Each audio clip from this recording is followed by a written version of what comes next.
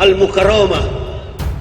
Beliau ditanya oleh Abu Jahal, apa betul Muhammad engkau tadi malam berangkat menuju ke Masjidil Aqsa dan sampai menembus Sidratul Muntaha?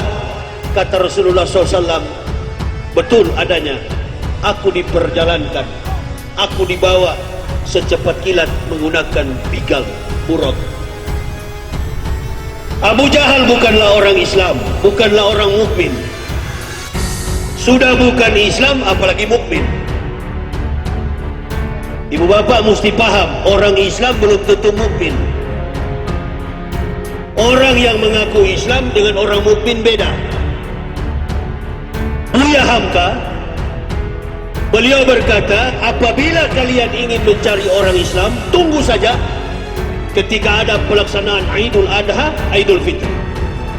Banyak orang Islam di lapangan. Apabila kalian mencari orang mukmin, orang beriman, datanglah kalian ke majelis-majelis ilmu. Abu Jahal bukan bagian daripada kedua itu. Abu Jahal adalah orang kafir yang tidak menerima konsep tauhid. Maka dia berkata kepada Rasulullah SAW, kalau betul engkau dari sana Muhammad, berarti ceritamu ini omong kosong. Mengapa demikian? Karena nenek moyang kita berangkat dari Mekah menuju ke Palestina, waktu lamanya 1 bulan lebih, 40 hari 40 malam. Kesaksianmu ini tidak masuk dalam logika. Coba kalau betul kau dari sana, angkat kakimu sebelah kanan. Rasulullah angkat. Sebelah kiri lagi.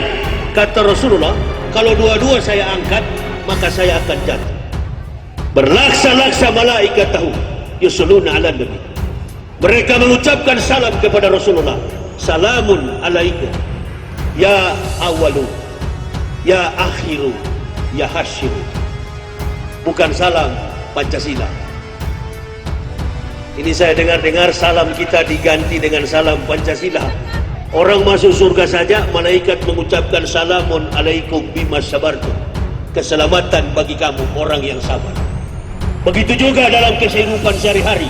Kita berjumpa dengan saudara muslim, yang kita pakai adalah salam. Bangunan keislaman kita, tauhid kita ini lemah, sehingga muncul orang-orang munafik yang mengatakan agama itu sama, Kristen itu dan Islam sama. Beda. Orang Islam masuk surga, orang Kristen masuk neraka. Nah itu bedanya. Betul apa betul? Nggak ada tuh pendeta dengan kiai duduk bersama-sama. Makanya saya heran, Jakarta banjir, Anies Baswedan yang disalahkan. Jakarta banjir, Gubernur DKI yang disalahkan. Saya katakan kalau Jakarta banjir bukan Anies Baswedan yang salah, orang Islam yang salah. Kiai, ustadz membawa anak-anak santri datang sholawat di dalam gereja, itu yang bikin banjir.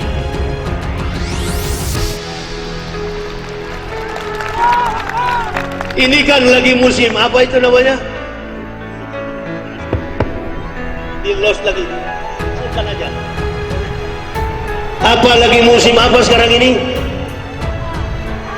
Ya, lagi musim virus apa itu? Corona. Sampai orang Arab pun jadi pengecut. Raja Salman pun kehilangan iman. Kosong Mekah.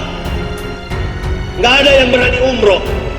Saya bilang ini Arab yang sekarang ini, Makkah yang sekarang ini sudah kehilangan ghirah keislamannya. Kosong Mekah. Takut dengan penyakit. Takut dia dengan masalah. Takut dengan coronavirus. Sampai Indonesia pun dikejut-kejutkan, ditakut-takuti. Ini saya dari tadi datang dari sana, dari pertama kali tiba sampai datang diduduk di sini, tidak ada saya lihat yang pakai masker itu. Kenapa? Karena tidak ada yang munafik di sini. Virus corona kalau dia datang, dia incar yang munafik. Coba perhatikan, sebelum datang virus corona, Indonesia itu dikejutkan dengan munculnya ular-ular berbisa. Di setiap kompleks ada ular yang datang. Bahkan di masjid di Depok ada ular yang bersarang di mimbar masjid. Kenapa bisa begitu? Allah berikan signal, Allah sengaja memberikan satu pengetahuan kepada kita bahwa di Indonesia ini banyak sekali ular. Ular yang ada di mimbar masjid itu tinggal menunggu mana nih ustadz-ustadz yang munafik. Ada yang munafik banyak. Yang munafik itu yang suka mendatangi pintu-pintu pejabat. Itu munafik.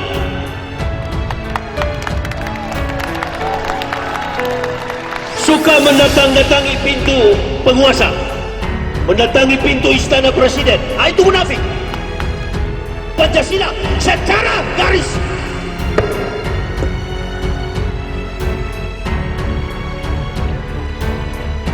Dari latar belakang sejarah, yang menabrakkan Pancasila itu bukan agama, yang bertabrakan dengan Pancasila bukan agama. PKI.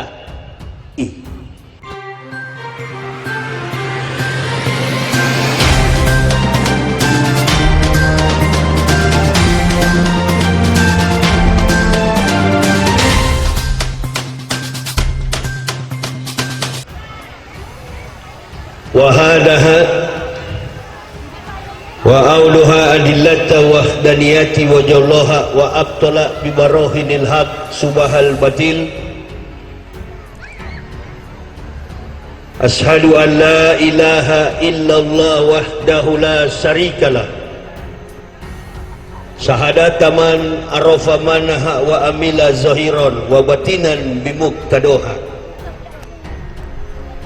Wa ashhadu anna sayyidana Muhammadan abduhu wa rasuluhu allazi bil haqq aulana. Allahumma fasalli wa sallim ala imamil abrar wal muqarribin sayyidina wa maulana Muhammadin wa ala alihi wa sahbihi al ansar wal muhajirin wa alaina ma'ahum birahmatika ya arhamar rahimin. Amma ba'd, faya ibadallah ittaqullah haqqa tuqatih wa la tamutunna illa wa antum muslimun. Wa qala Allah ta'ala fil kitabil azizil karim, a'udzu billahi minasy syaithanir rajim. Bismillahirrahmanirrahim.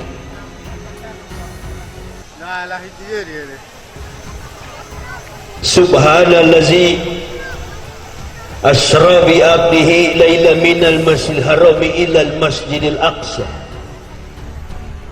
allazi barakna hawlahu linuriyahu min ayatina innahu huwas samiul basir. Faqala Nabi sallallahu alaihi wasallam, qiwamud dunya bi arba'ati asa,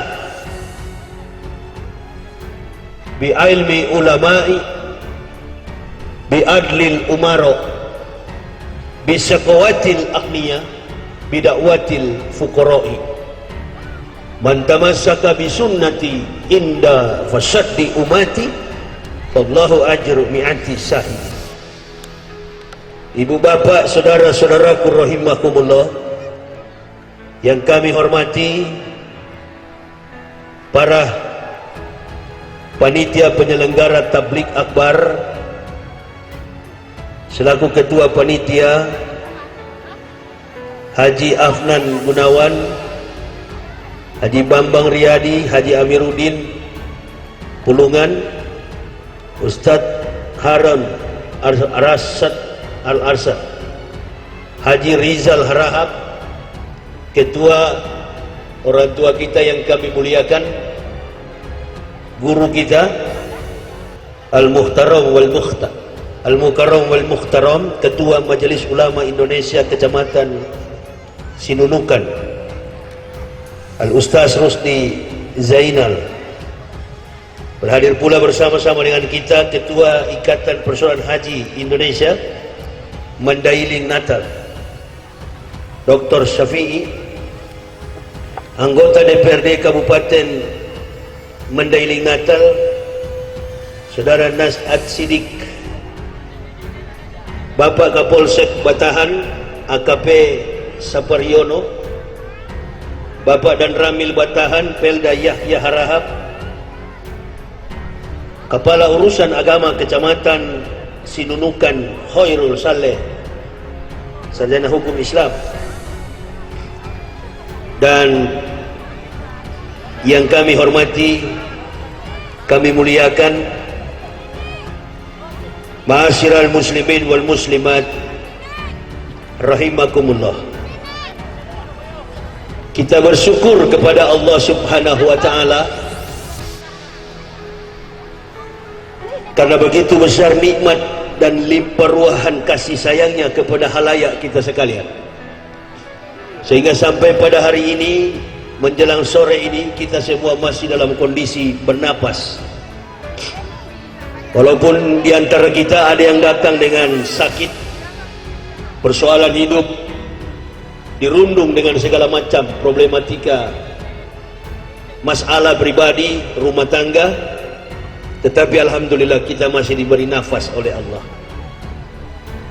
Solawat dan taslim tak henti-hentinya kita haturkan keharibaan Nabiullah Baginda Rasulullah Muhammad sallallahu alaihi wasallam, yang telah memberikan kepada kita petunjuk kebenaran yang telah disampaikan oleh para nabi, kemudian dilanjutkan melalui teladan akhlak dan moralitas yang melekat di dalam jiwa beliau, sekaligus mengantarkan kita kepada keselamatan dunia hingga akhirat nanti.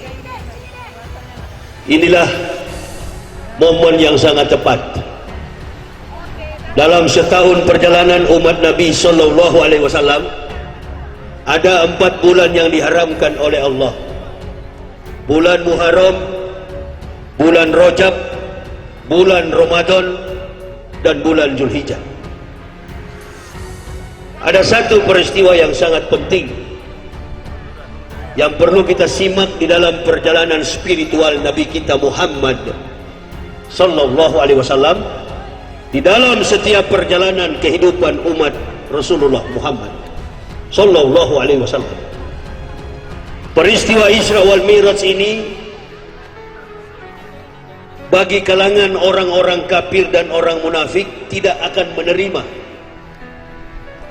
karena peristiwa ini adalah peristiwa yang tidak masuk akal, peristiwa yang tidak bisa dicerna oleh pikiran.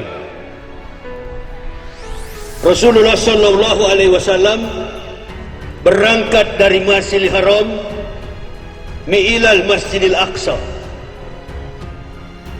dalam waktu yang sangat cepat, minal lailah, sampai menembus Sidratul Muntaha. Esok paginya beliau kembali lagi ke Makkah Al-Mukarramah. Beliau ditanya oleh Abu Jahal, apa betul Muhammad engkau tadi malam berangkat menuju ke Masjidil Aqsa dan sampai menembus Sidratul Muntaha?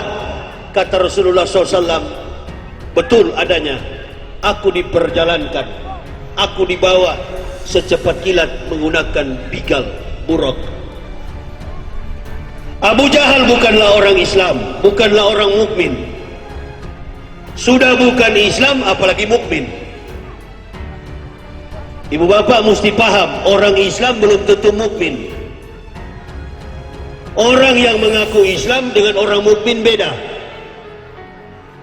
Buya Hamka, beliau berkata, apabila kalian ingin mencari orang Islam, tunggu saja ketika ada pelaksanaan Idul Adha, Idul Fitri. Banyak orang Islam di lapangan.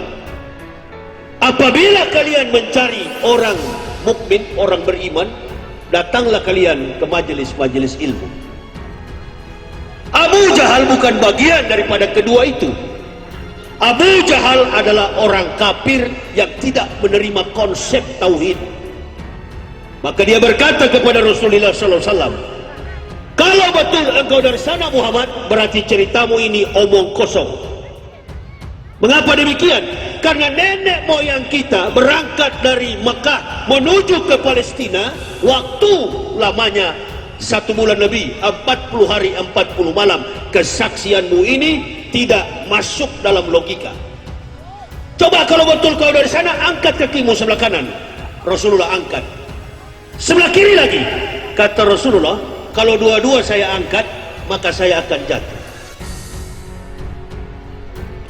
Lalu Abu Jahal bertanya kepada sahabat Nabi Abu Bakar, apa kau percaya Abu Bakar apa yang terjadi dalam peristiwa tadi malam? Kata Abu Bakar, yang lebih dahsyat, yang lebih spektakuler, yang lebih luar biasa daripada ini, aku percaya. Pada saat itulah, pada hari itulah Abu Bakar diberi marga. Bukan marga Nasution, bukan juga marga Waloni, bukan marga Panjaitan, bukan marga Harahap. Pada hari itu juga Abu Bakar diberi marga Siddiq, orang yang jujur, orang yang dapat dipercaya, Al-Amin. Semua nabi dalam konsep teologis yang mereka bawa selalu berseiring, berjalan dengan mukjizat. Tetapi konsep yang dibawa oleh Nabi Muhammad bukan mukjizat. Konsep yang dibawa oleh Nabi kita Muhammad Sallallahu Alaihi Wasallam adalah konsep sains. Siapa bilang perjalanan Rasulullah Sallallahu Alaihi Wasallam tidak sampai kepada pemahaman logika? Siapa yang bilang itu? Rasulullah Sallallahu Alaihi Wasallam bersaksi bahwa beliau dibawa secepat kilat. Dalam rumus fisika Albert Einstein, kecepatan cahaya itu 300.000 km per detik. Kecepatan cahaya. Matahari dengan bulan, matahari dengan bumi jaraknya 150 juta kilometer. Untuk mencapai cahaya dari matahari ke bumi memerlukan waktu 8,3 menit. Kalau 300.000 km per detik, berarti separuh dari itu kecepatan cahaya 150.000 km per detik. Minal laila 6 jam dikali 6 jam dikali 60, karena perhitungannya detik, dikali 60 dikali 6 jam, maka Rasulullah Sallallahu Alaihi Wasallam menempuh perjalanan ke Sidratul Muntaha dalam jarak 6.480 km, 480 juta kilometer per 6 menit. Ini adalah hukum relativisasi Einstein.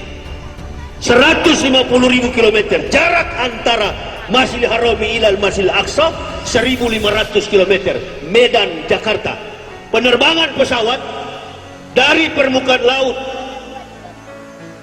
36.000, dari ketinggian 36.000 km sampai ke permukaan laut, di atas permukaan air laut, maka pesawat akan tiba dari Jakarta ke Medan memakan waktu 2 jam. Hanya 1.500 km. Secepat apa kira-kira bigal yang membawa Rasulullah SAW sampai ke Sidratul Muntaha? Ada satu peristiwa sebelum beliau sampai ke Sidratul Muntaha. Beliau diperjalankan 3 kali mampir, mulai dari Masjidil Haram. Pertama mampir di tempat yang namanya Bukit Tursina. Di tengah perjalanan itu ada suara yang memanggil nama beliau. Beliau tidak menoleh, beliau tidak berpaling. Beliau berkata dan bertanya kepada Jibril alaihissalam, suara apa yang memanggil itu wahai Jibril? Kata Jibril, apabila engkau berpaling Muhammad, umatmu menjadi Yahudi. Solatlah 2 rakaat. Berwudulah Rasulullah, solat 2 rakaat. Rasul bertanya, tempat apa ini wahai Jibril saudaraku? Ini adalah Bukit Tursina, di mana Musa menerima perintah Taurat. Berangkat lagi Rasulullah SAW, terbang dengan disertai dikawal oleh malaikat Jibril alaihissalam sampai di Thaibah, turun mengikat bigalnya, solat lagi 2 rakaat. Ditanya, apa ini wahai Jibril saudaraku? Tempat apa ini? Ini adalah Thaibah, di mana nanti akan terkumpul semua makhluk ketika tiba tiupan sangkakala yang ketiga. Yang terakhir mereka mampir di Bethlehem. Ditanya oleh Rasulullah, tempat apa ini wahai Jibril saudaraku? Ini adalah tempat kelahiran Nabi Isa alaihissalam. Berwudulah Muhammad, solatlah dan kita akan berangkat menuju ke Masjidil Aqsa. Sampai di Masjidil Aqsa, Rasulullah Shallallahu Alaihi Wasallam dipersiapkan untuk naik. Di langit pertama bertemu Soleh, langit kedua bertemu Idris, langit ketiga berjumpa Nabi Adam alaihissalam, langit keempat bertemu Yahya dan Isa, langit kelima berjumpa Harun, langit keenam berjumpa dengan Musa alaihissalam, langit ketujuh Rasulullah Shallallahu Alaihi Wasallam berjumpa dengan malaikat, berjumpa dengan Nabi Ibrahim alaihissalam di salah satu tempat, di mana tempat itu adalah Masjid Al-Makmur. Bertanya Rasulullah kepada Jibril, masjid apa ini ya Jibril saudaraku? Ini adalah Masjid Al-Makmur, masjid di mana setiap hari 70.000 malaikat keluar masuk, dan yang sudah masuk tidak boleh kembali lagi. Dari sinilah mereka berangkat menuju ke Sidratul Muntaha. Jibril tidak bisa mengantar, hanya Rasulullah yang bisa naik. Berlaksa-laksa malaikat tahu yusluna ala nabi. Mereka mengucapkan salam kepada Rasulullah. Salamun alaikum ya awalu, ya akhiru, ya hasyiru. Bukan salam Pancasila. Ini saya dengar-dengar salam kita diganti dengan salam Pancasila. Orang masuk surga saja malaikat mengucapkan salamun alaikum bima sabartum. Keselamatan bagi kamu orang yang sabar. Begitu juga dalam kehidupan sehari-hari, kita berjumpa dengan saudara muslim, yang kita pakai adalah salam. Apa makna dari perjalanan Rasulullah ini? Apakah sholat baru diajarkan pada saat itu? Tidak. Perintah sholat ini sudah diajarkan sebelum datang Nabi kita Muhammad Sallallahu Alaihi Wasallam. Tapi semua perintah yang Allah ajarkan kepada para nabi tidak sempurna. Termasuk di zaman Isa alaihissalam, sholat yang dilakukan oleh Nabi Isa tidak sempurna, hanya 2 rakaat sehari semalam. Rasulullah diperjalankan oleh Allah sebagai bukti bahwa kemampuan sains dikalahkan dengan kemampuan kesucian kitab suci Al-Quran, yang merupakan lahuda wa rahmatul lil mu'minin, pedoman sekaligus rahmat bagi orang-orang beriman. Nabi-nabi yang datang dengan nama Allah, nabi-nabi yang berseru atas nama Allah, semuanya mereka dengan mujizat. Nabi yang terakhir adalah Nabi kita Muhammad SAW. Dari 124.000 Nabi yang diutus oleh Allah, beliau Nabi yang sukses. 123.999 Nabi gagal, tidak ada yang berhasil. Nabi yang pertama gagal adalah Nabi Adam alaihissalam. Nabi yang terakhir gagal adalah Nabi Isa alaihissalam. Kadang-kala saya kalau melihat konsep keimanan baik, pemahaman umat Islam sendiri terhadap agama Kristen, begitu juga orang Kristen terhadap agamanya. Seolah-olah antara Nabi Muhammad dengan Nabi Isa ini Nabi yang berbeda. Nabi Isa adalah agama Kristen, Nabi Muhammad beragama Islam, Nabi Musa Yahudi. Padahal ketiga Nabi ini sama ajarannya, ajaran Tauhid, ajarannya ajaran Islam. Makanya Nabi Isa ketika dia dilahirkan, dia bersaksi, dia mengatakan, qala ini Abdullahi ataniyal kitab wa ja'alani nabiyya wa ja'alani mubarakan ainama kuntu ausoni bisolati wa zakati madumtu hayat. Kata Nabi Isa, saya ini adalah hamba Allah. Allah memberi aku kitab, mengutus aku wa ja'alani nabiyya, dan mengutus aku sebagai seorang nabi. Wa ja'alani mubarakan ainama kuntu ausoni bisolati wa zakati madumtu hayat. Kemana aku pergi, kata Al-Masih, Allah memerintahkanku mendirikan solat, membayar zakat seumur hidup. Jadi Nabi Isa itu Nabi yang solat, Nabi yang membayar zakat. Kalau orang sudah solat dan bayar zakat, Islam atau Kristen? Kafir atau mukmin? Kenapa selama ini ibu bapak menghubungkan Isa dengan orang Kristen? Ini acara-acara begini bagus juga orang Kristen dengar, supaya sadar bahwa agama Islam itu adalah agama yang paling sempurna. Bukan Nabi Muhammad yang membawa Islam, bukan Nabi Muhammad yang mengajarkan sholat, bukan. Sholat dan perintah dalam Islam sudah diajarkan oleh para nabi sebelum beliau. Beliau datang ke dalam dunia ini sebagai nabi yang terakhir adalah untuk menyempurnakan apa yang tidak sempurna yang diajarkan oleh para nabi. Inilah hubungan korelasi antara Isa dan Muhammad. Dan yang menyampaikan akan datang Nabi Muhammad satu-satunya dalam Al-Quran adalah Nabi Isa. Inilah bangunan keislaman kita. Tauhid kita ini lemah, sehingga muncul orang-orang munafik yang mengatakan agama itu sama, Kristen itu dan Islam sama. Beda. Orang Islam masuk surga, orang Kristen masuk neraka. Nah, itu bedanya. Betul apa betul? Nggak ada tuh pendeta dengan kiai duduk bersama-sama. Makanya saya heran, Jakarta banjir, Anies Baswedan yang disalahkan. Jakarta banjir, Gubernur DKI yang disalahkan. Saya katakan kalau Jakarta banjir bukan Anies Baswedan yang salah, orang Islam yang salah. Kiai, ustadz membawa anak-anak santri datang sholawat di dalam gereja, itu yang bikin banjir.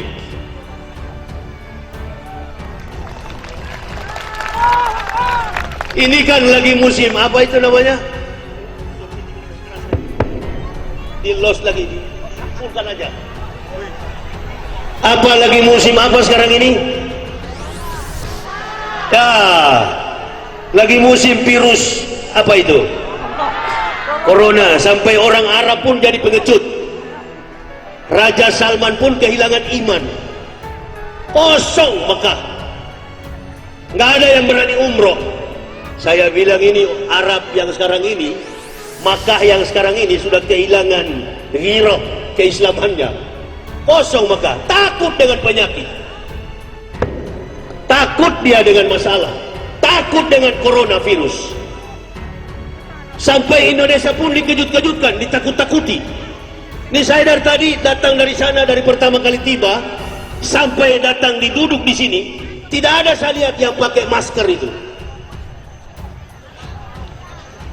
Kenapa? Karena tidak ada yang munafik di sini. Virus corona kalau dia datang, dia incar yang munafik. Coba perhatikan, sebelum datang virus corona, Indonesia itu dikejutkan dengan munculnya ular-ular berbisa. Di setiap kompleks ada ular yang datang. Bahkan di masjid di Depok ada ular yang bersarang di mimbar masjid. Kenapa bisa begitu? Allah berikan signal, Allah sengaja memberikan satu pengetahuan kepada kita bahwa di Indonesia ini banyak sekali ular. Ular yang ada di mimbar masjid itu tinggal menunggu mana nih ustadz-ustadz yang munafik. Ada yang munafik banyak. Yang munafik itu yang suka mendatangi pintu-pintu pejabat. Itu munafik.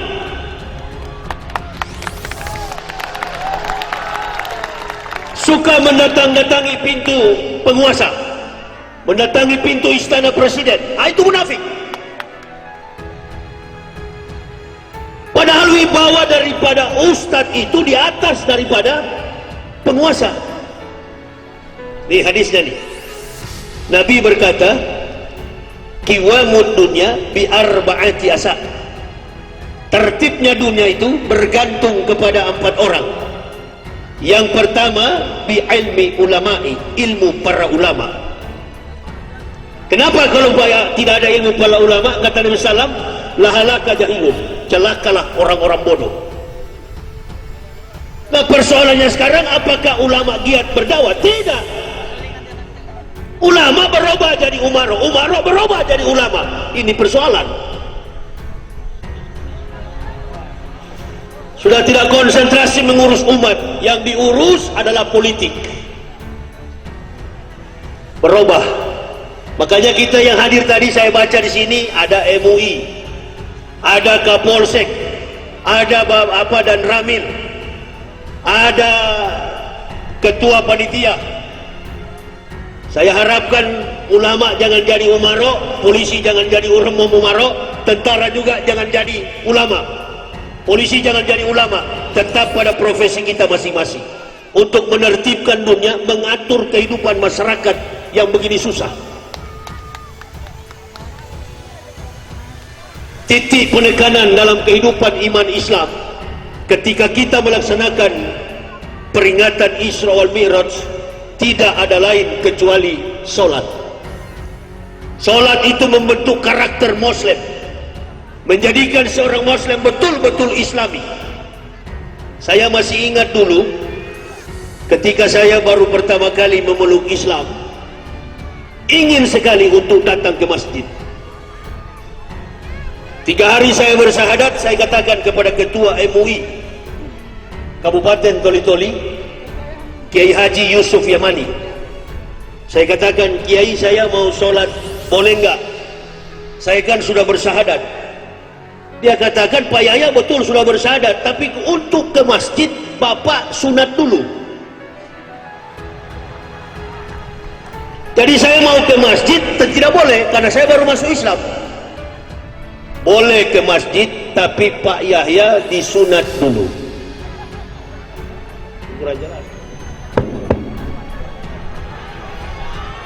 Susah saya bicara. Jelas saja.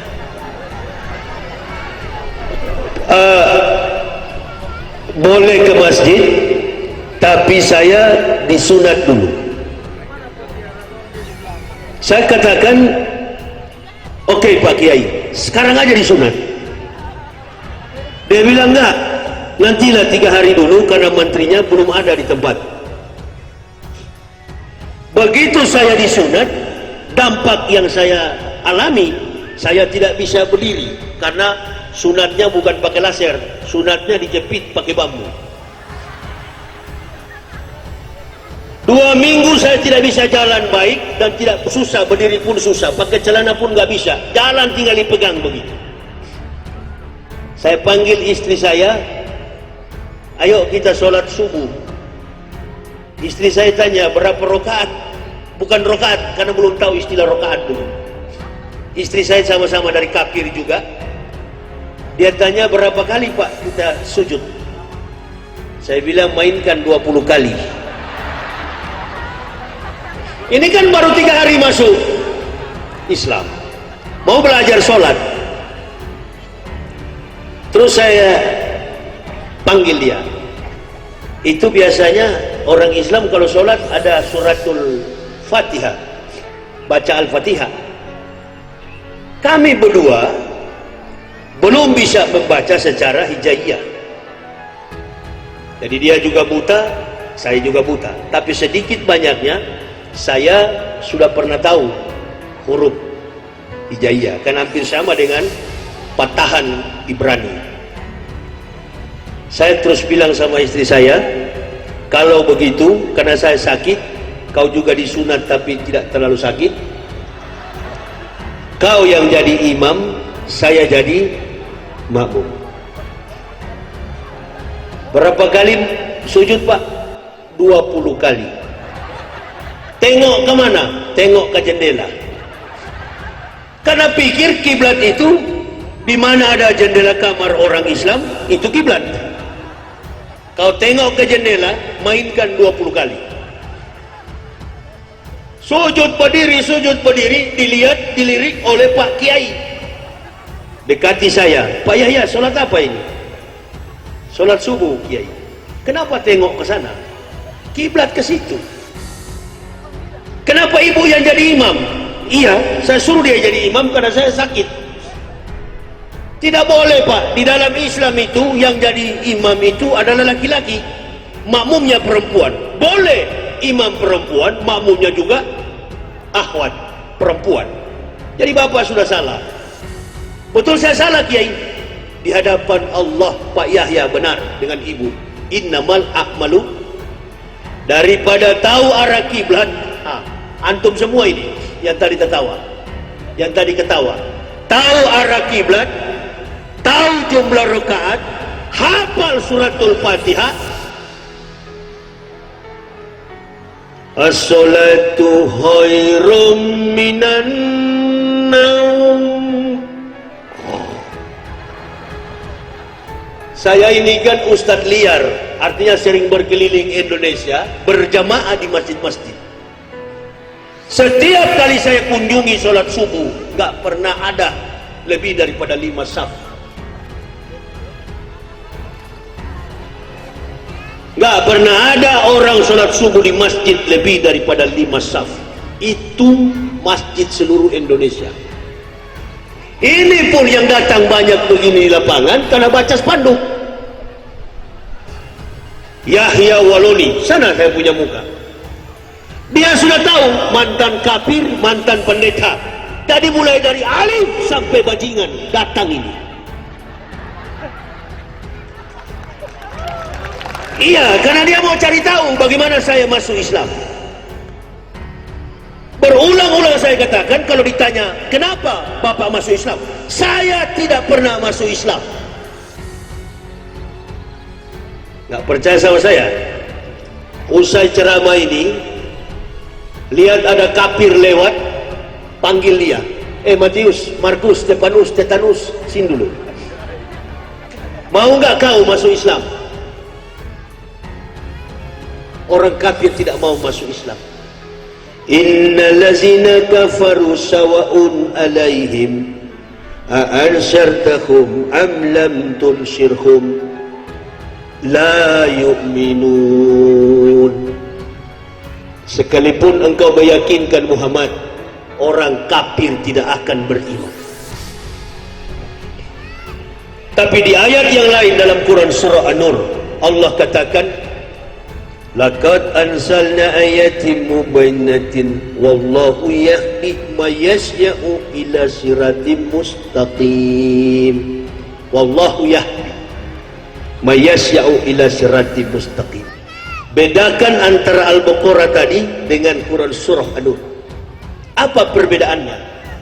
Status yang di Al-Baqarah itu adalah mu'alaf, status yang ada di An-Nur itu adalah muhtadin. Orang yang keluar dari Islam namanya murtadin, namanya muhtadin. May yahdillahu fahuwal muhtadin wa may yudlil faulaika humul khasirun.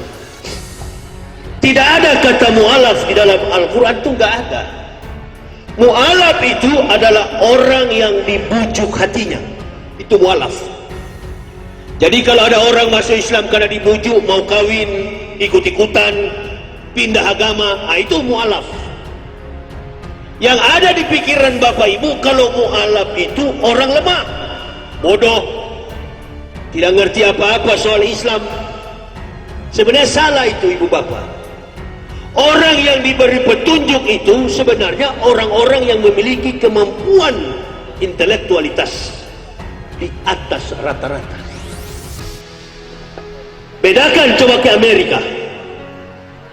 Di Amerika dan Eropa itu gereja tidak laku. Sekali lagi, di Amerika dan Eropa gereja tidak laku. Tidak ada penghuni gereja. Hanya pendeta berdiri di atas mimbar dengan oma, opa, kakek, nenek yang sudah mau mati usia lanjut. Siapa yang pernah ke Amerika, siapa yang pernah ke Eropa, Jerman, London, Inggris, Belanda, dia akan tahu setiap hari Minggu berkunjung ke gereja tidak ada jemaat. Lalu di Amerika gereja dijual dijadikan diskotik, gereja dijual dijadikan pub, gereja dijual dijadikan coffee house, gereja dijual dijadikan billiard table, gereja dijual dijadikan restoran. Di Indonesia saja gereja masih laku. Tapi ada satu masjid yang dipimpin oleh imam besar dari Indonesia, suku Bugis. Masjid itu namanya Indonesian Muslim Community Al-Hikmah Mosque, masjid komunitas orang Indonesia yang ada di New York. Imamnya di situ bernama Syamsi Ali, yang pernah mematahkan mematahkan dan mengalahkan arogansi, kesombongan, keangkuhan Donald Bebek, Presiden Amerika. Siapa yang tidak kenal Donald Trump? Siapa yang tidak tahu arogansi dan kesombongan Donald Trump? 100 kali lipat di atas source Volcker Bush, tapi mampu dipatahkan oleh Samsi Ali, orangnya kecil, imam yang ada di Amerika. Masjid komunitas orang Indonesia dalam satu hari, bule dari Eropa, Amerika mampir di situ untuk mengucapkan 2 kalimat syahadat. I witness there is no God but Allah, and the Prophet Muhammad is the messengers of Allah. Lalu tanyakan apa background, apa latar belakang, bagaimana kompetensi orang-orang yang masuk Islam ini. Mereka yang masuk Islam ini ternyata bukan gelandangan. Mereka yang masuk Islam ini ternyata bukan orang yang marginal. Mereka masuk Islam ini ternyata orang-orang qualified, orang-orang cerdas yang mengumumkan kemampuan. Laqad ansalna ayati mubainatin wallahu yahdi may yasya'u ila siratal mustaqim. Ilmu pengetahuan yang mereka miliki mempunyai komparasi yang kuat, relevansi yang kuat dengan kitab suci Al-Quran. Mereka cari Islam bukan sebagai pegangan agama, tetapi mereka cari Islam sebagai the way of the life. Mereka pegang Islam sebagai pegangan hidup dan mati mereka. Makanya mereka yang dari kafir itu nggak pernah khawatir dengan virus corona. Orang dari kafir tidak pernah ragu sedikit pun dengan iman Islam. Coba kita perhatikan pejabat-pejabat kita yang sering bikin keributan di masyarakat, yang bikin keributan sejak era Jokowi ini. Bukan masyarakat yang bikin keributan di masyarakat, adalah pejabat publik. Betul apa betul? Pancasila ditabrakkan dengan agama, bukan orang Kristen, Hindu, Buddha, bukan orang kafir, bukan juga mu'alaf. Dia ternyata adalah pendidik, rektor, kiai, profesor. Innalillahi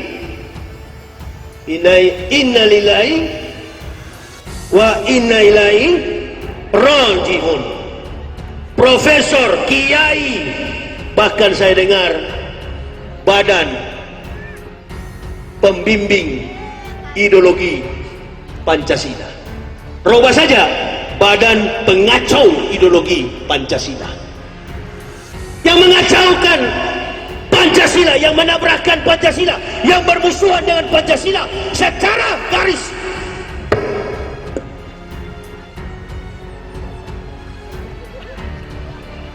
Dari latar belakang sejarah, yang menabrakkan Pancasila itu bukan agama, yang bertabrakan dengan Pancasila bukan agama. PKI 1948-1965 yang membuat Pancasila selamat dari rongrongan PKI. 1 Oktober ditetapkan Hari Kesaktian Pancasila. Kita yang berkumpul ini tidak ada satupun yang pengkhianat terhadap Pancasila, nggak ada. Saya pribadi dari keluarga militer. Bapak saya perwira seksi 1 Korem 1 Santiago, 32 tahun. Ayah saya intel. Saya ingat umur 9 sampai perguruan tinggi. Saya perhatikan ayah saya dari SD. Saya sudah melihat ayah saya menginjak-injak PKI sampai keluar darah dari kuping. Itu bukan hanya wajib lapor. Ke sekolah kami disuruh angkat kaki kanan, taruh di betis kiri, tangan di kepala, ucapkan Pancasila. Jadi Pancasila itu bukan ideologi. Pancasila itu adalah falsafah. Manusia mampu mengejawantahkan konsep hidup yang betul-betul menunjukkan dirinya sebagai manusia yang adil dan beradab adalah manusia yang paham dengan falsafah hidup. Founding fathers kita, 9 wakil kita yang kebanyakan ulama, kemudian mereka mendirikan falsafah negara berdasarkan Pancasila. Jadi Pancasila itu bukan ideologi. Napas dari Pancasila adalah agama. Tidak akan ada Pancasila kalau tidak ada agama. Makanya pendiri founding fathers kita ini yang meletakkan falsafah Pancasila itu, dari 9 orang, mereka rata-rata yang mendominasi kebanyakan adalah ulama-ulama Islam. Mustahil kalau Ustadz dituduh anti Pancasila, itu mustahil. Orang yang suka menabrakkan Pancasila dengan agama itu sebenarnya PKI. Itu suka menghancur-hancurkan umat. Jadi seperti begini, ini bola ini saya lempar ke bawah. Saya orang besar, orang dewasa, saya ambil bola, saya lempar ke bawah. Saya tahu saya dari ketinggian, anak-anak kecil di bawah. Nah, beginilah contohnya. Ada yang duduk pakai baju hitam ini, anak-anak. Saya lempar bola ke bawah, mereka bermain bola. Yang paling besar di antara mereka, pahanya kuat, betisnya kekar, dia menendang bola, kena sama yang kecil menangis. Inilah filosofis politik. Selama ini, mulai dari Pilpres, sesudah Pilpres, sampai hari ini, untuk menutupi ketidakmampuan pemerintah di dalam mengatasi berbagai macam problematika, Islam yang dibawa-bawa. Dia sendiri beragama, suka menjelekkan orang. Dia sendiri beragama Islam, suka merusak simbol Islam. Dah tahu malu nih. Saya ini bukan ulama, bi'ilmi ulama, ilmu para ulama. Saya juga bukan ustaz. Masyarakat Indonesia ini tidak punya filter dan kurang sekali membackup kemampuan berpikir kita secara kritis. Apa saja yang datang dalam kita langsung ditelan tanpa dicerna. Informasi apapun yang kita lihat, dengar, langsung dicerna, langsung ditelan, bukan dicerna. Jadi orang-orang ini tidak tahu bersyukur. Diberi jabatan sebagai ulama, diberi jabatan sebagai rektor, diberi jabatan sebagai ketua BPIP, tidak pernah merasa bahwa itu adalah sumbangsi dari umat jamaah. Ini ketidakadilan. Yang kedua, bi'adlil umaro. Kalau yang pertama bi'ilmi ulama, yang kedua bi'adlil umaro, adilnya pemerintah. Hampir 1 dekade, hampir 10 tahun, pemerintahan Jokowi ini tidak berpihak pada umat Islam. Umat Islam terpecah. Di mana-mana yang dibawakan isu Islam, setiap kali ada isu politik, Islam dibawa. Harun Masiku mau ditangkap, hilang, diisukan teroris mau pulang. Siapa yang mau urus teroris itu? Dilarang katanya. Ini apalagi kalau lihat spanduk saya, ini ustadz radikal. Beragama tidak radikal, nggak usah beragama, munafik.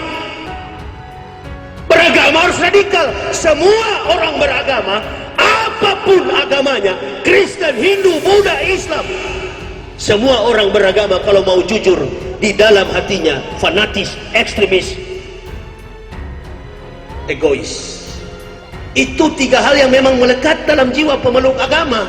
Saya pernah beragama Kristen, fanatis sebagai orang Kristen. Saya hidup dalam kehidupan Kristen yang sangat ketat. Orang Manado beda dengan orang Batak. Orang Batak ada Marga Nasution Kristen, ada Marga Nasution Islam. Tapi kami orang Manado dari kecil sudah dididik dengan ajaran Kristen fanatis. Manado tidak ada orang Islam. Orang Manado asli itu yang bermarga seperti saya Waloni, nggak ada. Tapi apa jadinya sekarang Manado? Yang dulunya saya masuk Islam cuma 0,18%, saat ini Manado sudah 54% Islamnya. Allahu Akbar. Bahkan bulan November kemarin saya di Medan, 17 kafir saya Islamkan di kota Medan. Kerjasama. Di Kabupaten Karo ada kampung mualaf dengan Yayasan Pemuda Remaja Masjid Medan. 65 kepala keluarga di Kabupaten Karo menyerah total tanpa syarat masuk Islam. Ini masjidnya baru selesai dibangun. Maksudnya apa? Dakwah itu tuding, dakwah itu tuduh. Nggak apa-apa kita tuduh, kita kritisi pemerintah supaya jadi betul, supaya jadi lurus. Karena tidak ada yang bisa meluruskan masyarakat dan pemerintah ini kecuali Allah. Perhatikan baik-baik itu. Cina dengan segala kesombongan. Siapa nggak tahu Cina, negeri Cina? Negara yang paling tua di dunia ada 3 negara. Negara yang paling tua di dunia itu pertama Yahudi, kedua India, ketiga Cina. Yahudi, Arab, Cina, India, dulu-dulunya mereka ini miskin melarat. Bahkan dalam sejarah Yahudi jadi budak di Mesir selama ribuan tahun. Cina juga adalah negara yang miskin dan melarat, hanya bermodalkan ginseng dan bela diri, karateka, kungfu. Allah sayang, Allah lihat Cina ini miskin melarat, Allah kasih kemampuan, berikan rizki. Begitu juga Yahudi, Allah berikan. India juga begitu. Apa yang terjadi? Dari sanalah Allah ambil nabi-nabi, 123.999 nabi berasal dari Yahudi, 24 Rasul.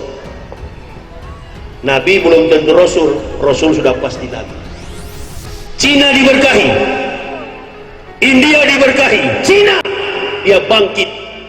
Sampai sekarang pun ditakuti oleh Amerika. Hanya satu kesalahan yang Cina buat, bukan kepada Amerika. Mana ada sejarah Cina berani melawan Amerika? Baru kali ini dia melawan Donald Trump. Tapi Cina tetap maju dalam ekonomi. Indonesia pun bergantung harap kepada Cina. Hanya satu kesalahan Cina, membunuh, memperkosa, menganiaya orang Islam Uighur. Tumbang dalam seketika. Ekonomi ambruk.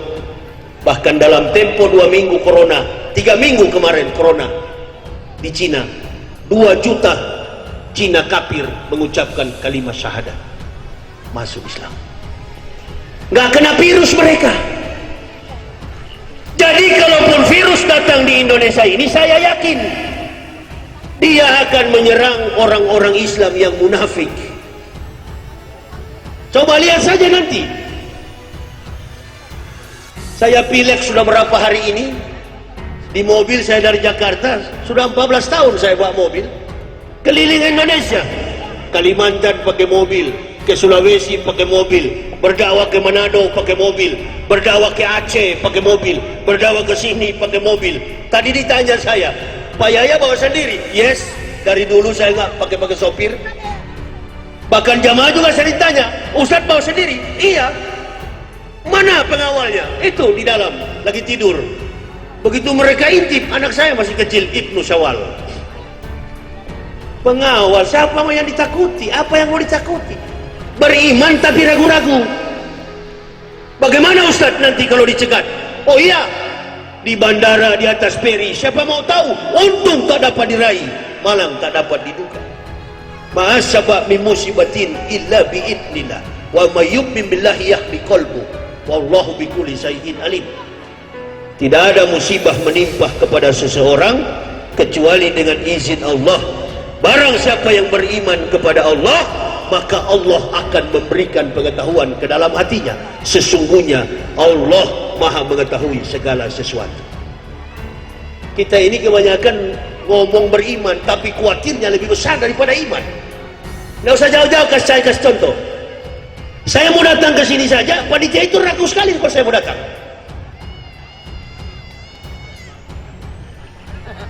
Dia tinggal telepon. Saya sudah bilang saya sudah akan datang, insya Allah datang. Yang dia ini satu bilang, oh memang beda ya. Orang hanya ngaku Islam dengan beriman kepada Islam memang beda.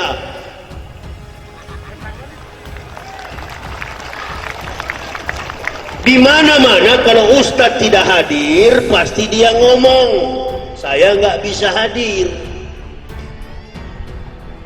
Itu Ustadz begitu. Sedangkan di pendeta saya disiplin. Telepon terus, ganggu saya di jalan. Dia telepon terus, dia terlalu takut. Saya sudah bilang saya sudah di sini, posisinya sekian jam. Lagi pula antum itu orang Islam, lagi menantikan sesuatu, jangan seperti Cina menunggu babu. Tahu Cina nunggu babu? Tapi saya bilang udahlah, ini kan orang belum ngerti Islam, beragama Islam tapi belum paham Islam. Itu beda. Harusnya berdoa. Mudah-mudahan langkah dakwah Ustadz akan tiba disinunukan dalam ridha, ampunan dan keselamatan dari Allah. Itu Islam. Itu Islam. Sehingga si pendakwah pun merasa, oh ini betul-betul cocok ini. Tapi kalau sudah di mana Ustaz? Sujud tiap hari, kekhawatiran besar. Saya di Medan, memang begitu bangsa kita ini, begitu modelnya bangsa kita ini. Tadinya Allah mau kasih berkah, ditarik lagi. Makanya lihatlah sekarang Indonesia, ekonominya morat-marit, nggak pernah bertumbuh. Betul para pengamat, nggak bakal sampai 5%. Susah di mana-mana. Ibu-ibu tuh yang paling senang tuh kemarin. Jokowi janji sembako murah. Tunggu saja sampai ayam berak, ayam kencing. Pengangguran digaji. Mana? Nggak ada yang gaji. Itu. Jadi tidak bisa dipercaya yang sekarang ini adalah bagaimana berbuat adil pemerintah kepada mayoritas Muslim. Itu. Kalau selama ini orang Islam yang dizolimi, ajaran Islam yang selalu disingkirkan, sudah nggak ada. Orang kafir pun berani, di Manado saja mereka berani bakar musola. Kenapa mereka bakar musola? Karena kampung itu tidak ada orang Islam. Lalu ratusan keluarga mengucapkan syahadat. Kampung itu jadi kampung Islam. Kafir marah. Kenapa kafir marah? Kafir jadi berani membakar masjid, membakar musola, karena kafir didukung oleh orang-orang Islam munafik. Ini tuh bahaya yang paling mematikan. Virus munafik lebih bahaya daripada virus corona. Ini yang dilakukan oleh para pejabat kita. Allah katakan kepada Nabi, ya ayuhan nabiyyu jahidil kufar wal munafikin waqlus alaihim wa mawahum jahannam wa bi'sal masir. Wahai Muhammad, wahai Nabi, perangilah orang-orang kafir dan munafik, bersikap keras kepada mereka, sesungguhnya tempat kembali mereka neraka jahanam yang sangat pedih. Satu kali kita beriman, setia sampai mati ke liang kubur. Satu kali kita munafik terhadap Islam ini, jangan pernah harap kita akan diampuni. Ulama Nabi pun dilarang untuk mensolatkan orang Islam yang pernah munafik. Buka saja di Quran surah At-Taubah 84. Apa perintah Allah kepada Nabi Muhammad? Jadi orang munafik itu, ketika dia sholat, sholatnya nggak diterima. Tiba bulan Ramadan, mereka berpuasa, puasanya nggak diterima. Orang munafik itu lebih bagus seperti preman yang tidak sholat di terminal-terminal. Masih lebih mulia, masih lebih benar preman yang tidak sholat dibanding daripada munafik. Golongan munafik ini bagaimana Ustaz? Golongan munafik ini adalah para pejabat-pejabat kita yang sekarang ini yang suka membenci Islam. Ini munafik ini kalau sudah tua, sudah pensiun dari jabatannya, pura-pura dia pakai sarung ke masjid. Umurnya sudah 80-90 tahun, pura-pura ke masjid, bungkuk dia. Assalamualaikum.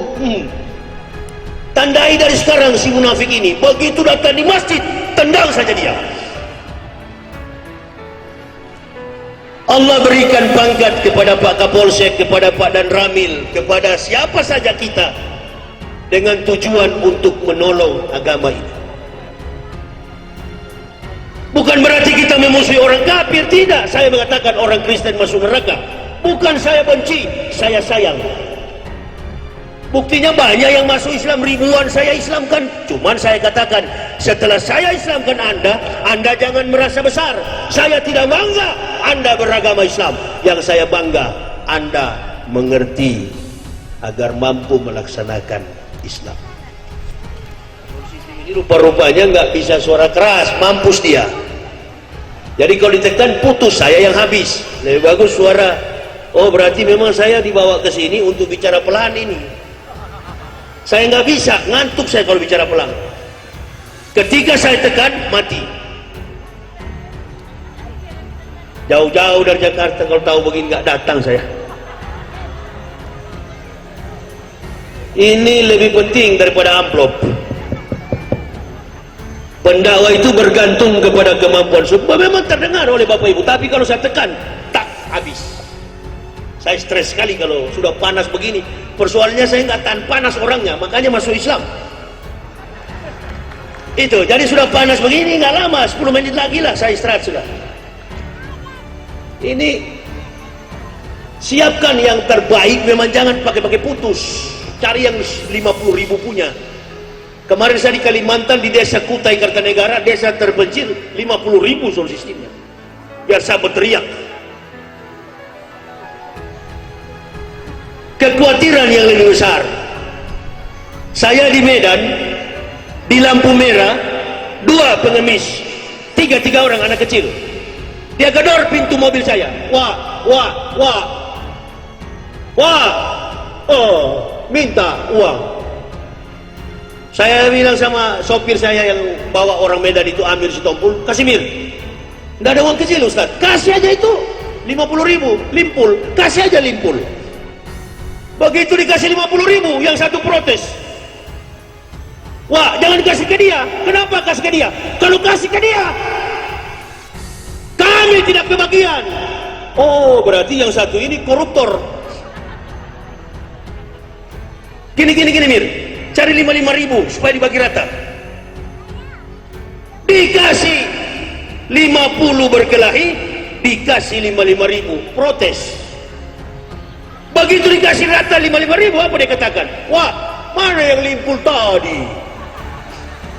Inilah halak Batak. Mana yang 50 tadi? Begini watak kita. Yang tadinya Allah berikan berkahnya 50, ditarik. Karena suka berkelahi, suka mengadu domba. Yang diadu domba umat Islam dengan umat Islam.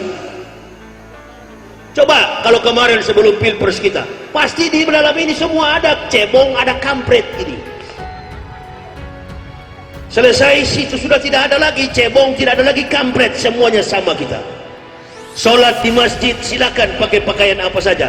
Saya dulu sebelum masuk Islam kurang ajar sekali, tanya istri saya, suka menghina, suka memfitnah, suka menjelek-jelekkan Islam. Kalau melihat orang Islam pakai sorban, saya katakan itu taplak meja. Bajingan, kurang ajar betul saya. Kalau melihat orang Islam pakai gamis, saya katakan itu gorden, kain pintu. Sekarang saya pakai sorban, bukan taplak meja. Saya pakai gamis, bukan kain pintu. Ngobrol kami berdua suami istri, Kok bisa-bisanya masuk Islam kau itu, Pak? Coba, siapa yang bisa pikir itu? Keluarga saja di Manado pertama kali dengar, nggak percaya. Ini dokumen saya, Ibu Bapak. Dokumen saya mewisudahkan, saya rektor mewisudahkan para pendeta. Saya simpan ini sebagai barang bukti. Si kafir-kafir menghina, memfitnah, ini dokumen saya, rektor saya. Jadi saya di Kristen itu bukan pendeta biasa, bukan jemaat Kristen. Saya datuanya, dedengkotnya kafir. Makanya nggak ada pendeta di Indonesia ini berani debat terbuka, berhadapan, face to face. Karena mereka tahu saya adalah dedengkot yang mempendetakan dia. Otaknya itu adalah otak saya. Makanya saya masuk Islam ini bukan rupiah, bukan hepeng yang saya cari. Kalau saya mau cari hepeng, saya naik pesawat ke sini. Saya mau merasakan bagaimana perjuangan Nabi dalam menegakkan dinul haq. Gak usah pakai sopir. Seringkali jamaah tanya, mana sopirnya Ustaz? Gak ada sopir saya. Jadi Ustaz gak takut. Takut sama siapa? Ustaz nanti dianiaya orang Kristen. Selama saya berdakwah, pertama kali saya ke Manado, mobil kaca mobil saya ini sudah puluhan kali dilempar batu. Apakah saya pergi ke polisi? Assalamualaikum komandan. Iya, saya mualaf dilempar batu. Ini bangsa ini kan dikit-dikit naik kantor polisi, lapor. Urusan agama, lapor. Ya kalau saya cara mau begini orang Kristen tersinggung, jangan lapor polisi, lapor ke Tuhan. Assalamualaikum sus. Yesus, Tuhannya kan adalah Yesus. Ada apa? Yahya itu kurang ajar. Dulu dia beriman sama-sama Kristen, sekarang dia Islam. Dia jelek-jelekan engkau ya Tuhan. Kata Yesus, iyalah, nggak apa-apa. Dulu kan dia murid saya, sekarang kan sudah tidak. Kau lapor yang lebih tinggi lah, kafir. Kemana sus? Laporlah ke Tuhan. Waalaikum Tuhan. Waalaikumsalam. Kenapa? Itu Yahya kurang ajar.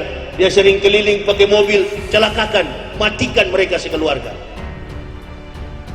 Tuhan akan jawab, Allah Subhanahu wa Ta'ala, akulah yang memberi hidayah kepada dia. Kau kafir, masuklah Islam. Bukan datang ke polisi. Ada apa-apa lapor, ada apa-apa lapor. Urusannya apa? Cebong, kampret, kampret, cebong. Buktinya sekarang cebong sama kampret sama-sama. Kok Wiwi dan kok Wowo, kan begitu, sudah sama sekarang. Mau apa kita masyarakat? Yang susah Pak Polisi, mahasiswa, siswa, ambil batu, FPI, Banser, semua ormas Islam, ambil batu. Masyarakat Islam, Allahu Akbar, lempar polisi, polisi, tentara, ambil batu, merasa Islam, balas juga, Allahu Akbar, tuh kafir di gereja, haleluya. Mau kita diadu domba begitu? Jangan. Bersatu kita umat Islam. Tugas kita adalah mengislamkan orang yang masih kafir. Di dalam masjid, saya pertama kali masuk Islam, saya tengok-tengok ini baju-baju apa yang dipakai orang Islam ini. Oh, boleh rupanya biar kaos bola.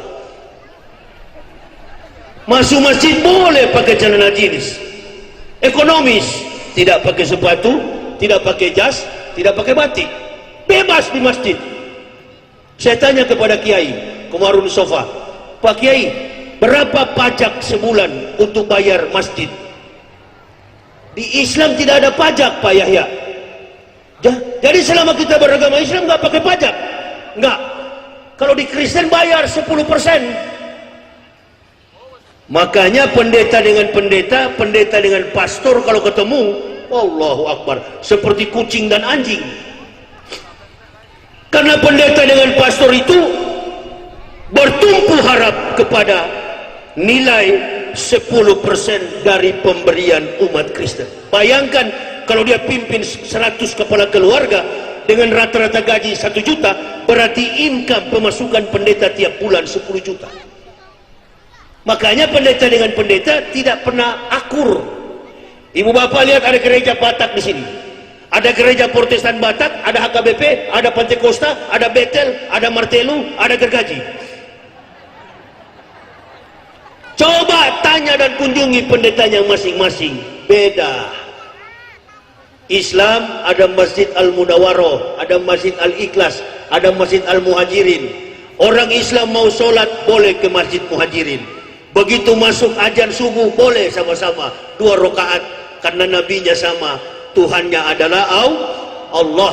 Jumlah rakaat dalam sholat pun subuh 2, zuhur 4, asar 4, maghrib 3, isya 4, total sehari semalam 17 rakaat. Bebas orang Islam. Tapi di Kristen kitabnya beda, jogetnya beda, musiknya beda. Hah? Di Islam tidak. Memang di Islam ada perbedaannya. Satu yang saya lihat, apa itu? Ujung jari. At-tahiyatul mubarakatuh. Ada yang nakal, dia putar-putar begini. Ada juga yang baru dia cungkil-cungkil dari bawah begini. Tahiyatul mubarakatuh. Ya kalau saya kan memang dari kafir masuk Islam standar. Sholatnya sholat biasa aja gayanya saya, karena dari kafir. Allahu Akbar. Tapi jangan pernah harap kalau disuruh imam subuh saya mau. Nggak mau saya. Saya tidak mau jadi imam subuh, karena di masjid itu ada yang kunut, ada yang tak kunut. Kalau saya kunut, nanti dianggap saya pro kepada NU. Kalau saya tidak kunut, dianggap saya pro kepada Muhammadiyah. Saya kalau disuruh imam, mau saya kalau yang seperti tadi, zuhur silent, asar silent. Tapi kalau suruh sholat subuh, maghrib, isya, pasti saya tolak itu, karena pakai suara gitu. Inilah kalau sound system. Kalau seperti tadi mau saya, karena cuma komat kamit kan. Ada modal juga Abu Nawas dari kafir kan, bisa dipakai. Ini yang orang Arab bilang, memangnya bisa begitu. Yastaquna minan nasi wa la yastaquna minallah. Kau bersembunyi kau di hadapan orang, enggak di hadapan Allah. Enggak, kata orang Arab itu. Peribahasa orang Arab, yastaquna minan nasi wa la yastaquna minallah. Antum. Kau tidak akan mampu bersembunyi di hadapan Allah. Di hadapan manusia bisa. Kalau begitu iman orang, udah 14 tahun saya keliling Indonesia, kopi puluhan gelas, manis, nggak pernah saya terkapar berbulan-bulan, berminggu-minggu, berhari-hari. Mana pernah dengar Ustadz Yahya masuk rumah sakit berbulan-bulan? Nggak pernah. Tidur tidak teratur, makan tidak teratur, hanya berkeliling. Pernah ada satu jemaah periksa di mobil saya, minum vitamin apa Ustadz? Di Makassar. Kapal narkoba itu apa? Narkoba itu apa? Badan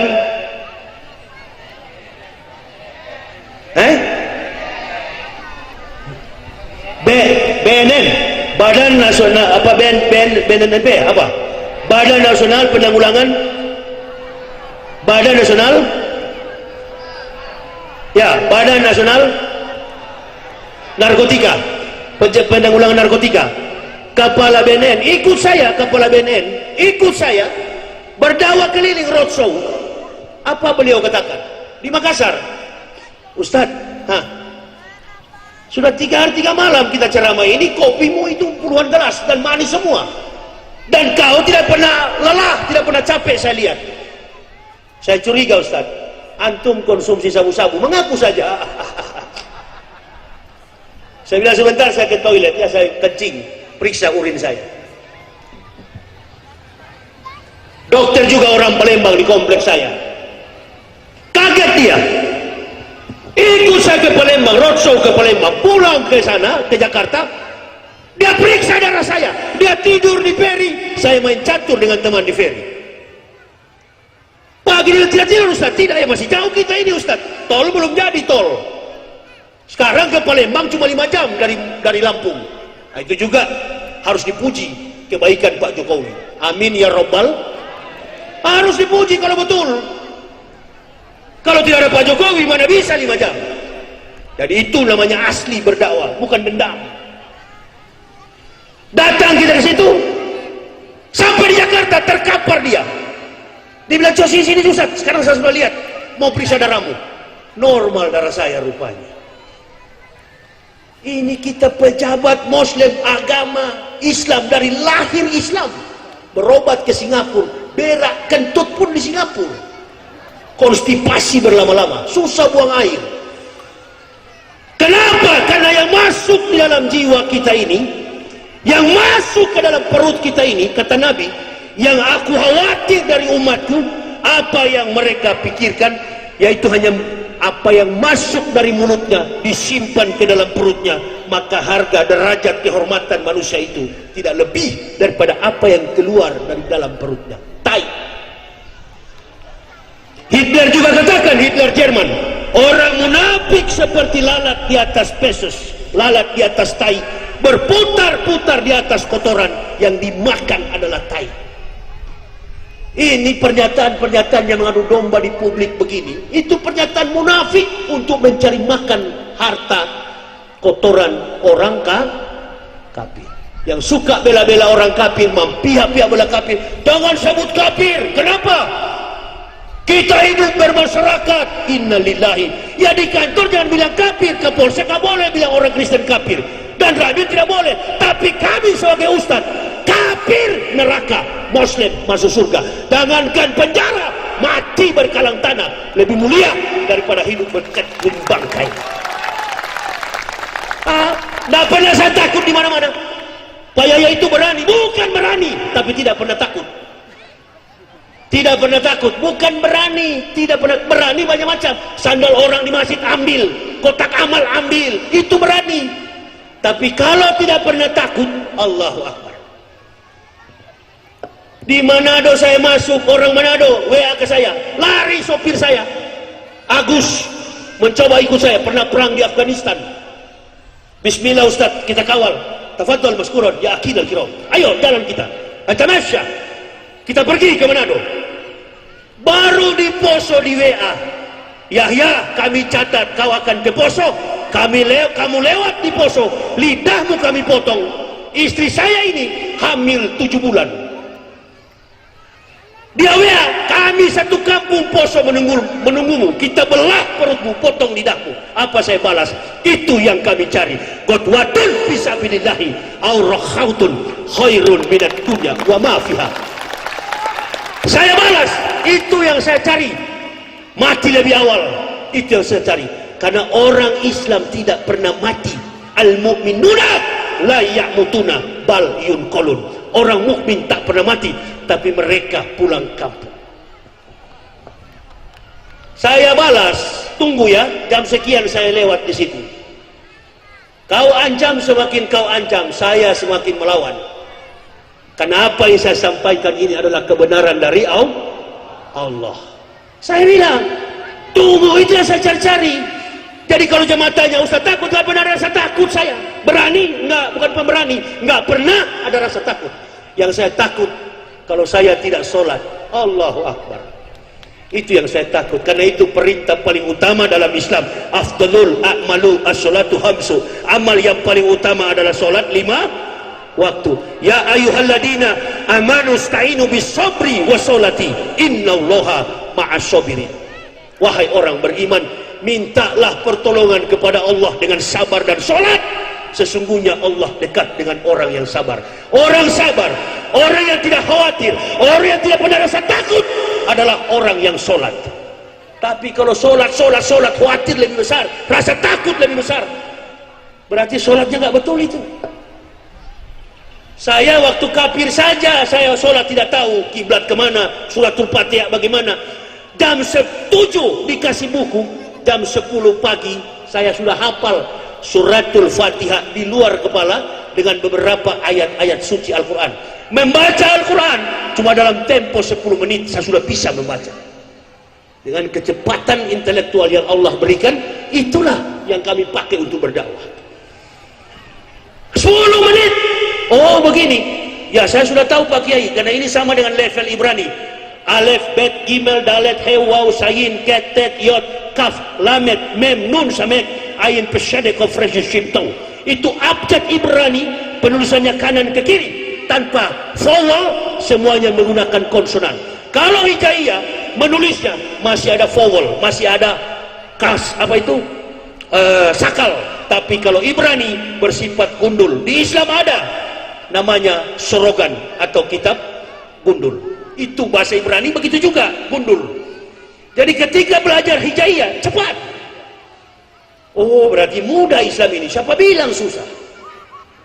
Di Kristen dulu saya tantang di pendeta waktu saya rektor di Papua. Saya pendiri UKI Papua dengan Gubernur Dr. Andus Nyap Salosa. Saya berpengalaman berteman, duduk dengan Source, Walker Bush, begini pun pernah di Chicago ketemu. Kaki saya ini dulu ke Eropa, sekarang village to village, desa ke desa. Nikmat rasanya. Oh, begini jadi pendakwah jujur di atas pengakuan la ilaha illallah Muhammad Rasulullah. Itu datang ke masjid-masjid, berjumpa dengan saudara, Islamkan yang kafir, bawa mereka, jangan Islamkan orang sudah Islam. Ini kadang-kadang jadi penyakit. Ustadz ceramah di masjid, yang tidak ikut golongan saya semuanya, yang mengadakan maulud bidah, yang mengadakan Isra Miraj bidah. Kalau dengar ustadz model begini, tinggalkan, anggap radio rusak dia itu. Ukuran jenggot, siapa jenggot yang tidak sesuai dengan ini sunnah Nabi, masuk neraka. Saya baca-baca Quran dan hadis, tidak ada malaikat di pintu surga. Sini kamu lain, isai keluarmu, bergemuna. Saya jenggotnya ya. Ukur jenggotnya berapa panjangnya? 50 cm. Kalau 50 cm surganya paling tinggi. Seperti Pak Ketua MUI ini surganya paling tinggi karena jenggotnya panjang. Jenggot seperti Yahya Waloni cuma 2 cm begini. Innalillahi, cuma di ruang tamu. Pak Kapolsek, Pak Dan Ramil yang tidak ada jenggot sama sekali, ya surganya di dapur itu. Model Islam begini, model Islam begini, dakwah begini, tunggu saja pecah umat ini. Itu lebih bahaya daripada komunis. Pecah umat gara-gara itu. Di masjid satu waktu di Batam, anak muda kejar terus kaki saya, gini-gini, rapat Ustadz, rapat Ustadz, rapat. Ini imam sudah selesai baca ayat, dia sibuk mendekatkan kaki. Bukan saya tidak mau, memang di kelingking ini ada luka. Dia paksa dikatakan rapat Ustadz, rapat. Allahu Akbar. Usai sholat saya tanya, kenapa kalau nggak rapat? Kalau nggak rapat setan lewat Ustadz. Ente lupa, ente buka sini, dia lewat sini.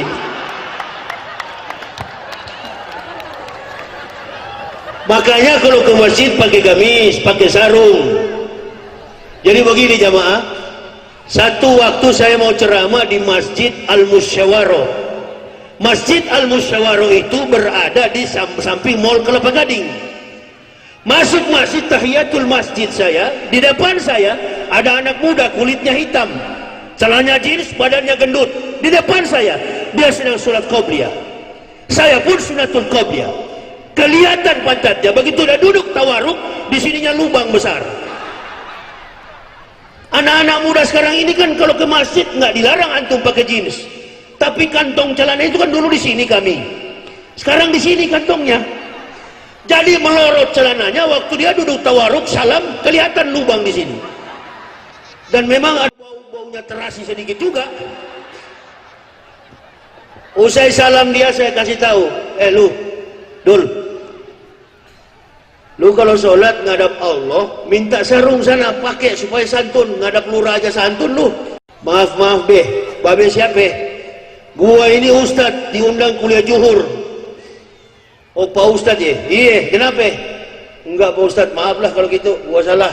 Maaf lu, untungnya lihat gua Yahya, kalau yang lihat Bang Ipul bisa berabel lu.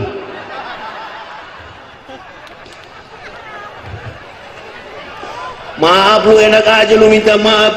Syukur-syukur lu gua yang lihat. Kalau yang lihat lu Bang Ipul bisa berabel lu, bukan cuma berabel, robek. Artinya begini Bu Bapak, ke masjid itu nggak perlu pakaian mahal, betul? Orang Islam ini murah meriah. Nih baju saya di Tanah Abang 150.000, total dengan yang ini 200 lah. Dibandingkan dulu sepatu Kickers, pantofel mahal dari Belanda, Jerman, segala macam, Europe style. Begitu masuk Islam, Allahu Akbar, ini semuanya murah meriah, tapi masuk surga. Yang dulu-dulunya dasi, jas, sepatu, masuk ke peti mayat, terbujur kaku, sampai di sana malaikat putar di dasi kupu-kupu, sini kau. Ampun apa? Kan nggak tahu bahasa istighfar. Kalau orang Islam begitu dia meninggal dunia, dikuburkan, malaikat pergi 7 langkah berangkat mungkar dan nakir, pelayat datang mungkar dan nakir. Maka malaikat akan tanya, kepada jamaah biasanya malaikat pakai kaki, Abdullah bangun. Itu cara mungkar ngasih bangun orang dikubur yang baru dikuburin. Abdullah bangun, yang pura-pura kau. Bangun. Waktu di dunia NU atau Muhammadiyah? Saya NU Pak. Oh kalau NU dek, surgamu agak ke kanan, ada pohon pisang belok kiri. Kalau ke ustadz enggak. Ustadz malaikat agak sopan dimungkar sama nakir. Tat bangun tat, Kiai Buya bangun Buya. Buya sudah sampai. Ustadz apa dulu? Hah? Oh Ustadz Muhammadiyah Pak. Oh kalau Muhammadiyah nanti ada belok kiri, ada Indomaret, Alfamidi, ambil kanan. Bagaimana Ustaz kalau kepada kafir? Oh kalau kepada kafir malaikat pasang kuda-kuda sedikit. Hok bangun Hok. Ahok dijaginya. Hok bangun Hok. Udah kafir Cina lagi. Jengkel saya pemerintah ini. Kayak tidak ada orang Islam yang pintar. Narapidana jadi kepala BUMN, narapidana jadi komisaris utama, jadi komut, jadi dirut. Banyak orang Islam yang lebih qualified, yang berkompeten. Dia beragama Islam, tidak sayang kepada orang Islam. Munafik ini dilarang oleh Allah untuk disolatkan kalau mati. Wala tusalli ala ahadin minhum mata abada wala takum ala qabri innahum kafaru billahi wa rasulihi wa mammatu fasikun. Kata Allah, janganlah engkau mensolatkan seseorang yang mati dari kalangan munafik, wahai Muhammad, dan jangan berdiri di atas kubur mereka. Sesungguhnya innaullaha, mereka innahum kafaru billahi wa rasulihi wa mammatu fasikun. Sesungguhnya mereka telah kafir kepada Allah dan Rasul, dan mereka mati sebagai orang-orang fasik. At-Taubah 84. Baca lagi di rumah. Mata abadau, untuk selama-lamanya, mati selama-lamanya. Jadi kalau kita nonton di televisi, ini yang ngaku sebagai menteri suka menjelekkan Islam, catat, begitu dia mati jangan sholatkan, jangan disolatkan.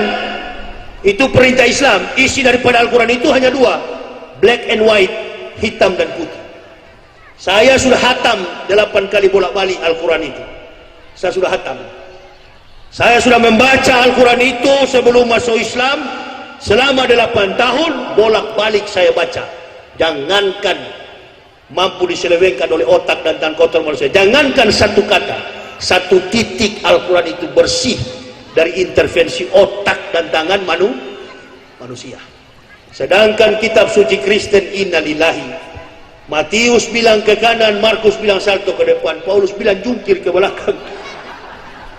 Saya dari mimbar gereja waktu pendeta dulu, dengarlah firman Tuhan. Pulang ke rumah saya panggil bini saya, Mak, firman Tuhan bagaimana ini? Saya baru rubah. Firman Tuhan bagaimana? Saya baru rubah dengan teman-teman. Berarti bukan firman Tuhan, firman Yahya dan teman-teman. Injil tidak pernah dalam bentuk kitab. Datang Nabi Muhammad, Allah wahyukan Injil itu di dalam Al-Quran. Makanya kita beriman kepada semua kitab yang datang sebelum Rasulullah Muhammad Sallallahu Alaihi Wasallam. Yang ada di Kristen itu perjanjian baru. Tale plus superstition becomes nonsense. Dongeng tambah tahyul sama dengan omong kosong. Data-data kepalsuan kitab Kristen. Saya bilang sama istri saya, keluar kita dari agama ini.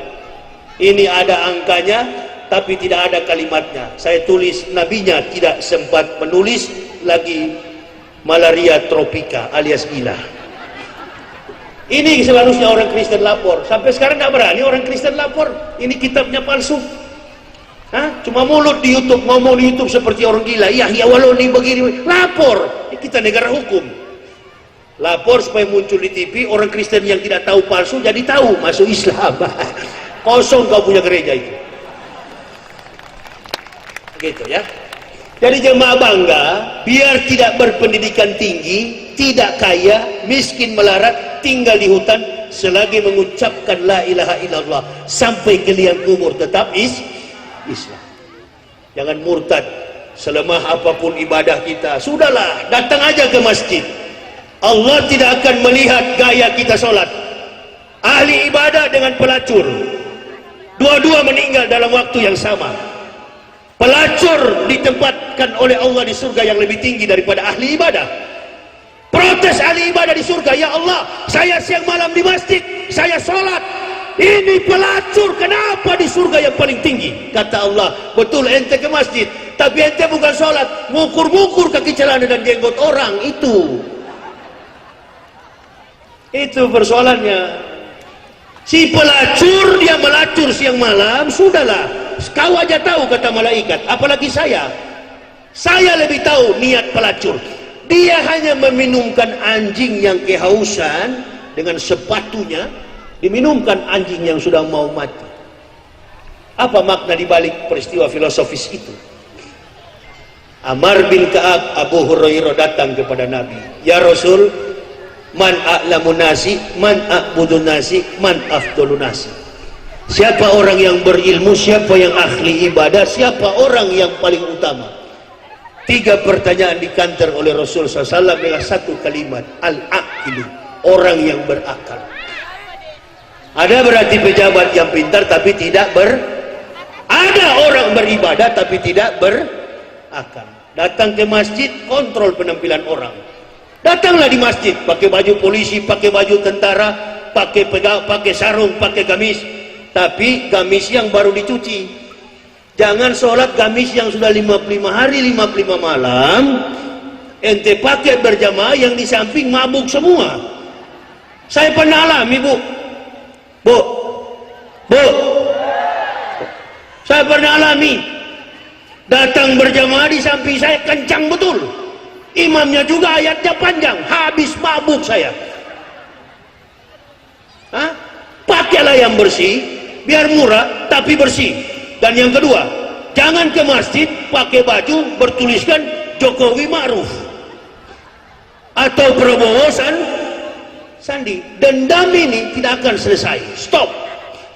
Islam itu bukan pakaian yang dicari, mau ukuran celana, kaki celana cingkrang, cingkrong, cangkring, mau pakai apa itu, cadar, silakan. Maryam juga dalam sejarah hanya kelihatan kelopak matanya, berarti Maryam pakai cadar dilarang. Jangan. Yang dilarang itu, dengar saja, kalau pegawai perempuan dilarang pemerintah pakai cadar, ya sudah, di kantor lepas cadar, di rumah pakai cadar. Dan ingat, waktu melamar jangan pakai cadar. Kenapa? Karena sudah pernah terjadi. Begitu timbul kasus di malam pengantin mereka menikah, dipaksa oleh laki-laki untuk tidur, ternyata istrinya ini bukanlah jenis kelamin wanita.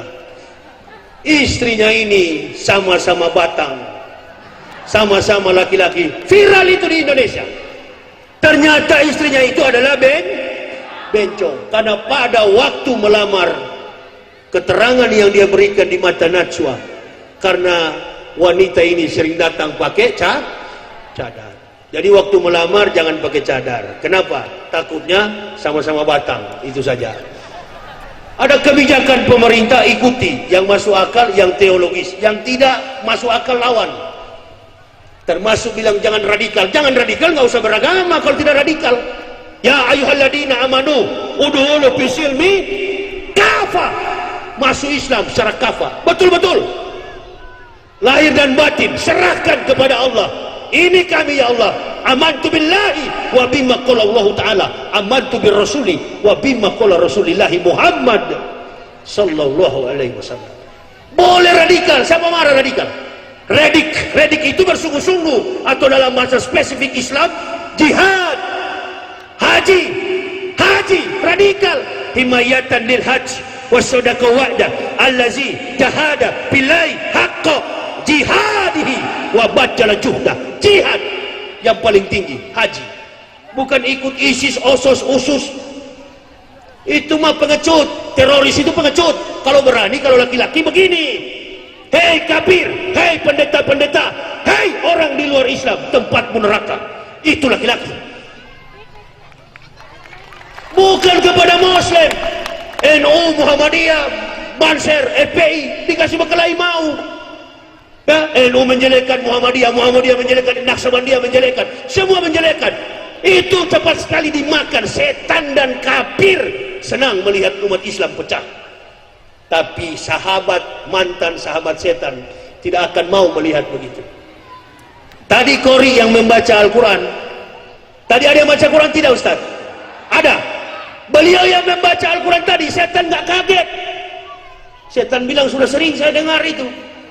Tapi yang bicara mantan temannya setan ini, begitu dia dengar cuplikan ayat-ayat yang saya baca, lari lontang hantu dia ke sana, kabur tidak tahu karuan. Itu. Saya syukuri ya Allah, saya kafir yang paling dalam nerakanya. Engkau tempatkan saya dalam Islam. Lalu Allah janjikan bagi pendeta yang masuk Islam, walau ana ahlal kitabi amanu wa taqaw lakafarna anhum sayiatihim wa la adkalnahum jannatin na'im.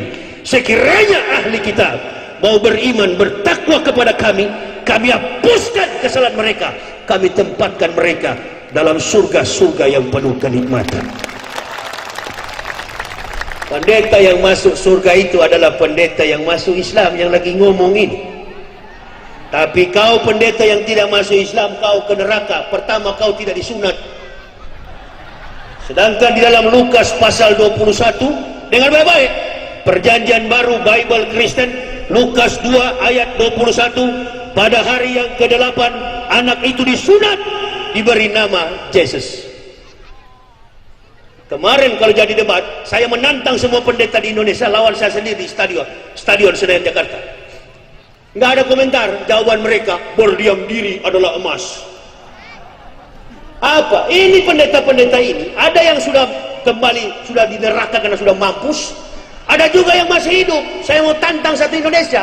Artinya kalau jadi pertarungan debat itu secara ilmiah, akademik, membahas Bible dari sudut pandang antitesis, tesis, hipotesis, and sintetis, dalam problematika theos and logos, ekselegy, etika, logika, estetika, lobus parietal, akal kita akan bergerak secara intelektual, dikaji secara ilmiah, bukan membanding-bandingkan Bible dengan Quran, Quran dengan Bible. Itu debat awam, nggak cocok sama saya. Saya orang akademik, mau dia debat ilmiah. Satu pertanyaan saya mau tanya kalau jadi debat. Pertama, hanya 2 pertanyaan. Kalau bisa jawab, saya kembali ke Kristen. Satu, saya mau tanya, di dalam debat ini apakah sekalian sudah sunat atau belum? Panitia, buka celana mereka, lihat. Apa perlu saya kasih buka saya punya? Sudah saya. Artinya jangankan nyawa, jangankan harta, orang Islam memberikan semua, dikorbankan untuk agama ini. Allahu Akbar. Yang paling sensitif pun bedah untuk kesucian, untuk amaliah ibadah, panggilan ke surga. Itu yang ada di dalam jiwa kami, sehingga lelah, takut, khawatir, mati sekalipun tidak pernah kami pikirkan. Yang terbayangkan dalam benak pikiran kami, bagaimana Islam ini tegak, anak cucu kita ke depan jaya. Jangan sampai negara kita yang kaya raya ini direbut oleh orang munafik dan kafir. Yang kedua, saya akan tanya, berikan satu contoh dalam ayat Bible yang mampu memberikan sumbangsi dalam pemikiran sains and teknologi, dikaji secara saintifik dan mampu memberikan sumbangsi bagi kemajuan satu negara. Kalau ada, saya akan pulang ke Kristen. Sudah berpuluh tahun saya jadi rektor, sudah saya pelajari Bible Kristen itu nggak ada satupun ayat sains. Di Al-Quran penuh, ada ratusan ayat Al-Quran di kepala saya sekarang ini yang memberikan kontribusi besar bagi pemahaman sains dan teknologi. Saya kasih contoh satu. Profesor Dr. Maurice Buckley, ahli kandungan dari Prancis, his friends, dia orang Prancis. Dia cuma menemukan satu kata dalam Al-Quran, nutfah. Ada para kiai di sini, ada ustaz-ustaz tahu apa kata nutfah? Laqad khalaqnal insana min nutfatin amshaj naftalihi faja'alnahu sami'an basira. Itu, sesungguhnya kami ciptakan manusia dari mani yang bercampur, setetes mani yang bercampur, nutfatun amshaj naftalihi faja'alnahu sami'an basira, dan kami uji mereka dengan perintah dan larangan. Ini dalam Quran surah Al-Mu'minun. Quran surah Al-Insan lain lagi, laqad khalaqnal insana min sulalatin min tin summa ja'alnahu nutfatan fi qararin makin. Disimpan ke dalam kantong rahim yang kokoh, ada dibuahi dalam ovum, bertemu dengan sperma wanita, ovum dibuahi dalam rahim fi qararin makin. Pertanyaannya sekarang, nutfah itu setetes dalam bahasa Arab begini, ini sedotan, nah ini nutfah, satu tetes mengandung berjuta-juta sel telur. Dalam pandangan sains ilmu pengetahuan, mani bersarang dalam setiap sumsum laki-laki, keluar secepat jutaan dia bersarang dalam ovum. Kita lahir sebagai manusia, kita lahir sebagai manusia karena nutfah, setetes mani yang berair yang hina, kata Al-Quran. Sekarang kita tanya, kapan Nabi Muhammad sekolah kedokteran, spesialisasi ilmu kandungan? Maurice Buckley hanya mendapatkan kata nutfah, lalu dia membuat buku terkenal di dunia, La Quran, La Bible, Atlas Sains Modern. Bible, Quran memandang ilmu pengetahuan modern. His converts, dia masuk Islam. Profesor Dr. Maurice Buckley yang menulis buku Asal Usul Penciptaan Manusia. Mana ada kitab suci di dunia ini mampu mengungkap sains tentang astronomi, perbintangan, biologi, patologi, termasuk virus corona dan sebagainya. Itu semua sudah dijawab oleh Al-Quran. Makanya Raja Salman menelpon Jinping atau Pimpong, siapa itu? Presiden Cina itu, Perdana Menteri atau sudah presiden sekarang ya? Presiden China itu, Jinping atau Pimpong atau siapa itu? Ditelepon dia, hey, supaya virus ini berhenti, ucapkanlah 2 kalimat syahadat. You said, there is no God but Allah. Simple. Logika sederhana, simple logic. Lu ucapkan itu, so corona selesai. Sampai sekarang masih tetap bertahan. Ribuan triliun Cina mati. Mati Cina sekarang. Tidak ada kekuatan. Indonesia pun ikut-ikutan mati. Munafik berteman sama munafik, jurang. Makanya jemaah, di kesempatan yang berbahagia ini, yang ketiga, bisa kawatin akniyah, kedermawanan orang kaya. 21% masyarakat miskin di Indonesia, berarti 79 menengah ke atas. Bisa kawatin akniyah, kedermawanan orang kaya. Saya dengar 78 turis asing yang ada di kapal Diamond Princess, 78 adalah WNI, warga negara Indonesia. Mereka lebih senang uangnya habis berfoya-foya dibanding membantu tabligh akbar, membangun pesantren, membantu masjid. Mereka senang berfoya-foya. Orang-orang Islam itu yang tidak tahu diri, bisa qawatil akniyah, kedermawanan orang kaya. Nah, makanya Pak Haji Riyadi, sumbangsi beliau bagi tabligh akbar ini, ya kami dan jemaah Pak Haji, saya pribadi tidak bisa balas. Beliau berikan saya transportasi ke sini, saya datang. Alhamdulillah. Inilah orang kaya, orang yang diberi nikmat Allah, tahu bersyukur. Karena tidak ada ilmu dalam Islam yang paling tinggi kecuali pandai bersyukur. Bukan karena hafal 30 juz, bukan karena di kepala ada ribuan hadis, bukan karena jago pidato, bukan karena berpangkat. Orang Islam yang hebat adalah pandai dan bersyukur. Mudah-mudahan Allah senantiasa membalas segala pengorbanan kalian. Panitia, sepulangnya kami minta doa kepada jemaah, karena hanya kekuatan doa jemaah lah saya alhamdulillah sampai hari ini masih dalam keadaan sehat bugar, sehat walafiat, dalam lindungan kebesaran kekuasaan Allah. Kami akan kembali ke Jakarta lagi. Mohon doa dari seluruh jamaah, dan bagi jamaah nanti yang berminat untuk melihat biodata saya, perjuangan kami. Ini buku yang saya bawa, jarang di toko buku nggak ada kecuali saya bawa ini.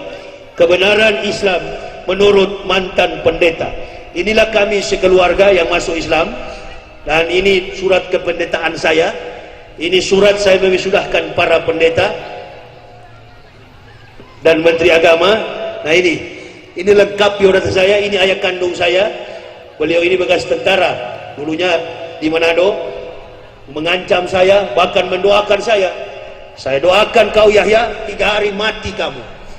Kau bikin malu keluarga, kau masuk Islam. Berapa hari Pak? 3 hari. Sampai hari ini sudah 14 tahun saya belum mati-mati. Bapak saya 2010 kembali ke rahmatullah. Tapi alhamdulillah 2008 dia pernah bersyahadat di depan saya dan sempat masuk Islam. Menyerah kalah dia. Saya cuma tanya sederhana, waktu antum jadi danding dulu di Sangir, ada nggak anak buah beragama Islam? Ada. Pernah masuknya ke rumah orang Islam? Pernah. Ada nggak foto Nabi Muhammad? Dibilang nggak ada.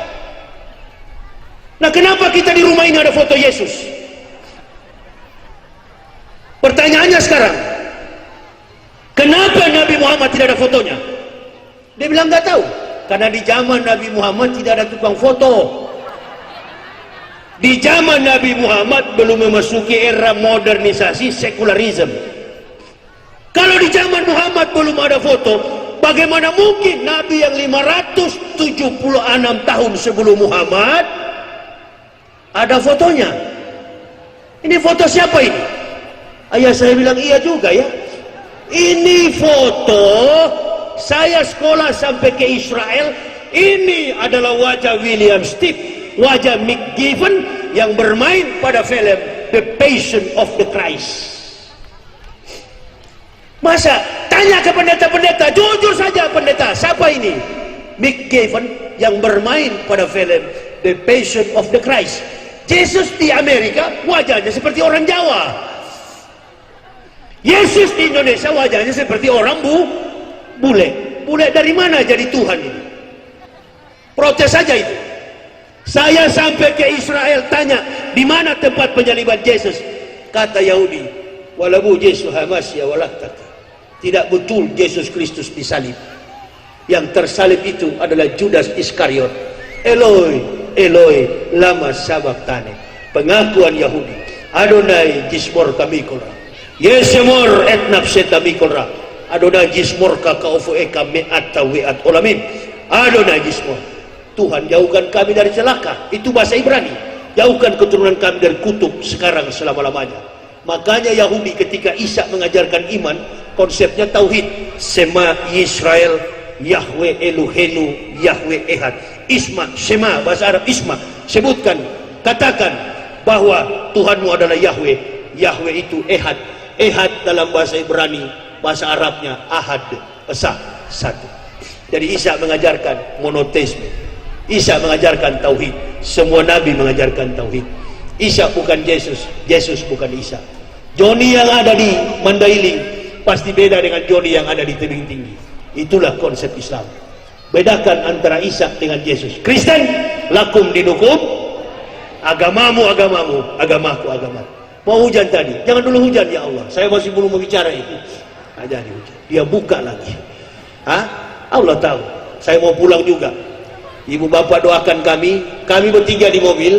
Jadi bagi yang berminat untuk mendapati buku ini, silakan ke mobil saya. Saya kasih waktu 15 menit karena kami akan kembali. Saya akan pulang ke Jakarta. Ini perjalanan yang saya kira jalannya susah. Ternyata enggak. Pernah saya tahun 2014 ceramah di Mustafawiyah sini, pesantren Mustafawiyah. Saya ceramah, yang baca Al-Quran istri saya, masih ada rekamannya itu di Mustafawiyah 2014 dengan Pak Sapa Kapolres dulu. Sekarang sudah jadi Wakapolda, Mardias, Brigjen, sudah Brigjen sekarang atau ya sudah Brigjen, sudah apa itu, Brigjen Pol Mardias itu berteman. di Mustafa Biadul, muncirnya Nasution pernah ceramah pakai mobil ini juga kami datang, gak pernah berubah karena saya bukan ular. Kalau ular bercabang lidahnya, saya nggak bakal berubah sampai masuk ke liang kubur, saya nggak bakal berubah. Waktu pilpres kemarin saya pernah ditawarkan berapa miliar asal pilih seseorang ini, saya usir dari rumah. Harga diri saya ini bukan di atas materi, harga diri saya bersama umat, bersama jamaah, kecintaan kepada Islam sampai akhir hayat. Itu nafsu. Inna nafsa la amaratun bisu'i illa man rahima rabbi inna rabbi ghafurur rahim. Nafsu kejahatan selalu menyuruh supaya kita melakukan kejahatan. Sebagai pendakwah konsisten, hidup dan mati hanya untuk dakwah, sampai masuk liang kubur tetap pendakwah. Jangan pernah berubah. Ulama tetap ulama, umarok tetap umarok. Jangan ulama jadi umarok, umarok jadi ulama. Itu sama dengan bunglon, suka berkamuflase, berubah-ubah. Ya, pokoknya sampai mati tetap ustad, tidak berubah. Mohon doa dari jemaah agar kami tetap istiqomah di dalam memperjuangkan agama ini. Dan sekembalinya kami di Jakarta, mudah-mudahan waktu yang lain kita bisa berjumpa. Diundang ke sini lagi, sudah tahu jalannya, enak, aspalnya bagus. Ya aspalnya bagus. Ya kalau jalannya begini-gini ya biasalah. Saya kan sudah biasa hidup keliling gedung-gedung besar.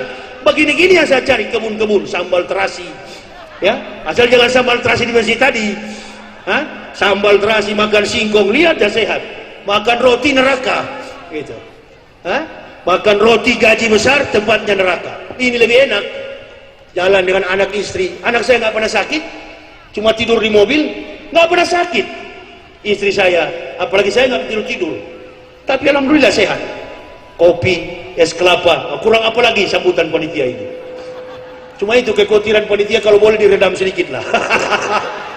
Jangan terlalu penakut lah.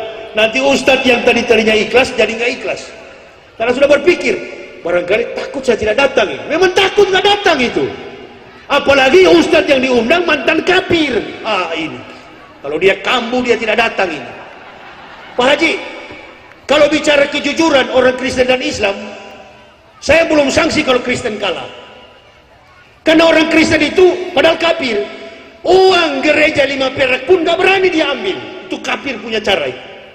Makanya jemaah sering bilang, Ustaz, orang Kristen beri infak, orang Islam beri infak cuma 1000 kotak amal. Kristen 1/10, 10%. Kenapa orang Kristen begitu banyak kasih ke masjid, ke gereja? Orang Islam tidak. Ya saya bilang logis lah, karena di sana kan setan semua, nggak ada yang halangi. Kalau di Islam kan setan halangi. Kalau di sana kan nggak ada setan, memang semua setan jadi banyak. Tapi kalau kafir setan begitu, kenapa kita yang bukan setan sedikit? Kan begitu. Berikan yang terbaik, pembangunan masjid, pesantren, yatim piatu, du'afa, supaya kita sehat. Itu yang keempat, bida'watil fuqaroi, doa orang-orang miskin. Yang bikin pemerintah ini mandek ini kan gara-gara doa orang miskin. Yang jualan bakso bangkrut, yang punya warung bangunan nggak selesai-selesai, tanah dijadikan jalan tol belum dibayar, ribut. Itu kezoliman BPJS dinaikkan 100%, ribut. Undang-undang Omnibus Law, ribut. Cuma salah ketik, ribut. Kenapa? Sudah terjadi kebohongan kepada publik. Ini mesti diberantas, harus disikat habis-habisan. Doa orang miskin, yang mudah-mudahanlah Pak Jokowi ini bertahan sampai 2024. Kalaupun Allah berkenan, bisa-bisa nggak tahan. Bisa-bisa jadi, ini direkam. Bisa jadi nggak akan bertahan. Allah Maha tahu. Semua yang kita sembunyikan, Allah Maha tahu. Nah, jadi saya sarankan kepada jemaah, bersikaplah dengan jujur terhadap agama ini. Karena sholat membentuk kita, sholat perannya menjadikan kita sebagai muslim yang islami. Peran sholat dalam pembentukan karakter islami. Allahumma habib ilaina al-iman wa zanyu fi qulubina wa kari ilaina al-kufra wal fusyuq wal isyana waj'alna minar rasyidin. Allahumma tawafana muslimina wal hikna bisolihin gairah wazaya wal mabtudin. Allahumma ij'alna muflihin. Allahumma ta'akfala qulubina bijikrika wa admim alaina nikmat wa asbik alaina min fadlik waj'alna min ibadika sholihin. Rabbana taqabbal minna innaka antas samiul alim wa tub alaina innaka antat tawwabur rahim. Wassalatu wassalamu ala sayyidil anbiya wal mursalin Muhammadin wa ala alihi wa sahbihi ajmain. Ya Allah ya Rabbi, kami telah berkumpul di lapangan terbuka ini ya Allah, bersama musyawarah pimpinan kecamatan, bersama para sesepuh yang ada di desa ini, kecamatan ini ya Allah. Engkau kumpulkan kami untuk mendengarkan perjalanan spiritual Nabi kita Muhammad SAW dalam menempuh perintah solat 5 waktu, untuk disempurnakan sebagai penyempurna solat yang pernah dibawa oleh para Nabi sebelum beliau. Nabi agung, Nabi yang menjadi kecintaan kami ya Allah, yang menjadi pusat perhatian kami untuk menikmati kehidupan kekal di akhirat nanti. Beliau beserta para sahabat, anak keturunan beliau, lindungi ya Allah, tempatkan di tempat yang maha mulia yang engkau tentukan. Dan kami ya Allah yang sedang berjuang di tengah dunia ini, jadikan kami sebagai muslim-muslim yang jujur, mukmin yang bertakwa, mukmin yang berkeadilan dalam segala aspek dan realitas hidup kehidupan kami, baik sebagai masyarakat, sebagai pemerintah, sebagai penghulu kampung dan lain sebagainya, profesi yang engkau berikan kepada kami. Ajarkan kami untuk bersatu dalam ukhuwah Islamiyah ya Allah, agar kami tidak terpecah-pecah. Syaitan dan orang-orang kafir tidak senang melihat persatuan umatmu ya Allah. Di sana sini terjadi ma'asaba min musibatin illa bi'idnillah, musibah, virus, jauhkan bangsa ini dari hal itu ya Allah, terutama umatmu yang jujur terhadap pengakuan tauhid di Indonesia ini. Pemerintah yang ada dari pusat sampai pelosok pedesaan, secara khusus pemerintah kecamatan Sinunukan ya Allah, jadikan pemerintah kami dari pusat sampai pelosok pedesaan, terutama Sinunukan ini, sebagai pemerintah baldatun thayyibatun wa rabbun ghafur. Pemerintah diberkahi dalam limpahan rahmat dan kasih sayang Allah. Panitia penyelenggara tabligh akbar di kecamatan Sinunukan ini ya Allah, dengan segala pergumulan harta benda, tenaga, pikiran dan kesehatan mereka, jaga, berkahi, gantikan semua pengorbanan ini ya Allah. Hamba akan pergi meninggalkan umat ya Allah, akan meninggalkan jamaah, tinggallah berkahmu bagi kampung ini ya Allah. Berkahi, berkahi ya Allah, tambahkan nikmat, jauhkan dari segala kemaksiatan dan kejahatan apapun yang ada di kampung ini. Allahumma ighfir lil mu'minin wal mu'minat wal muslimina wal muslimat al ahya'i minhum wal amwat innaka sami'un qaribun mujibud da'wat. Rabbana ma khalaqta sawatilan subhanaka faqina azabannar. Rabbana man tudkhilin nar faqad aghzata wa ma lizalimin min ansirin. Rabbana innana sami'na munadiyan yunadi lil imani an aminu bir rabbikum fa amana. Rabbana faghfir lana junubana wa kafir anna sayi'atina wa tawaffana ma'al abrar. Rabbana wa'atina ma wa'atana rasulika la tuzigh yaumal qiyamati. Rabbana la tuzigh qulubana ba'da idh hadaitana wa hab lana min ladunka rahmah innaka antal wahhab. Rabbana atina fid dunya hasanah wa fil akhirati hasanah wa qina azabannar. Subhana rabbika rabbil izzati amma yasifun, salamun alal mursalin walhamdulillahi rabbil alamin. Terima kasih jamaah atas segala perhatiannya. Mohon maaf atas segala kekurangan kami. Usikum wa nafsi bitaqwallah, la ilaha illa huwa alallahi falyatawakkalul mu'minun. Wassalamualaikum warahmatullahi wabarakatuh.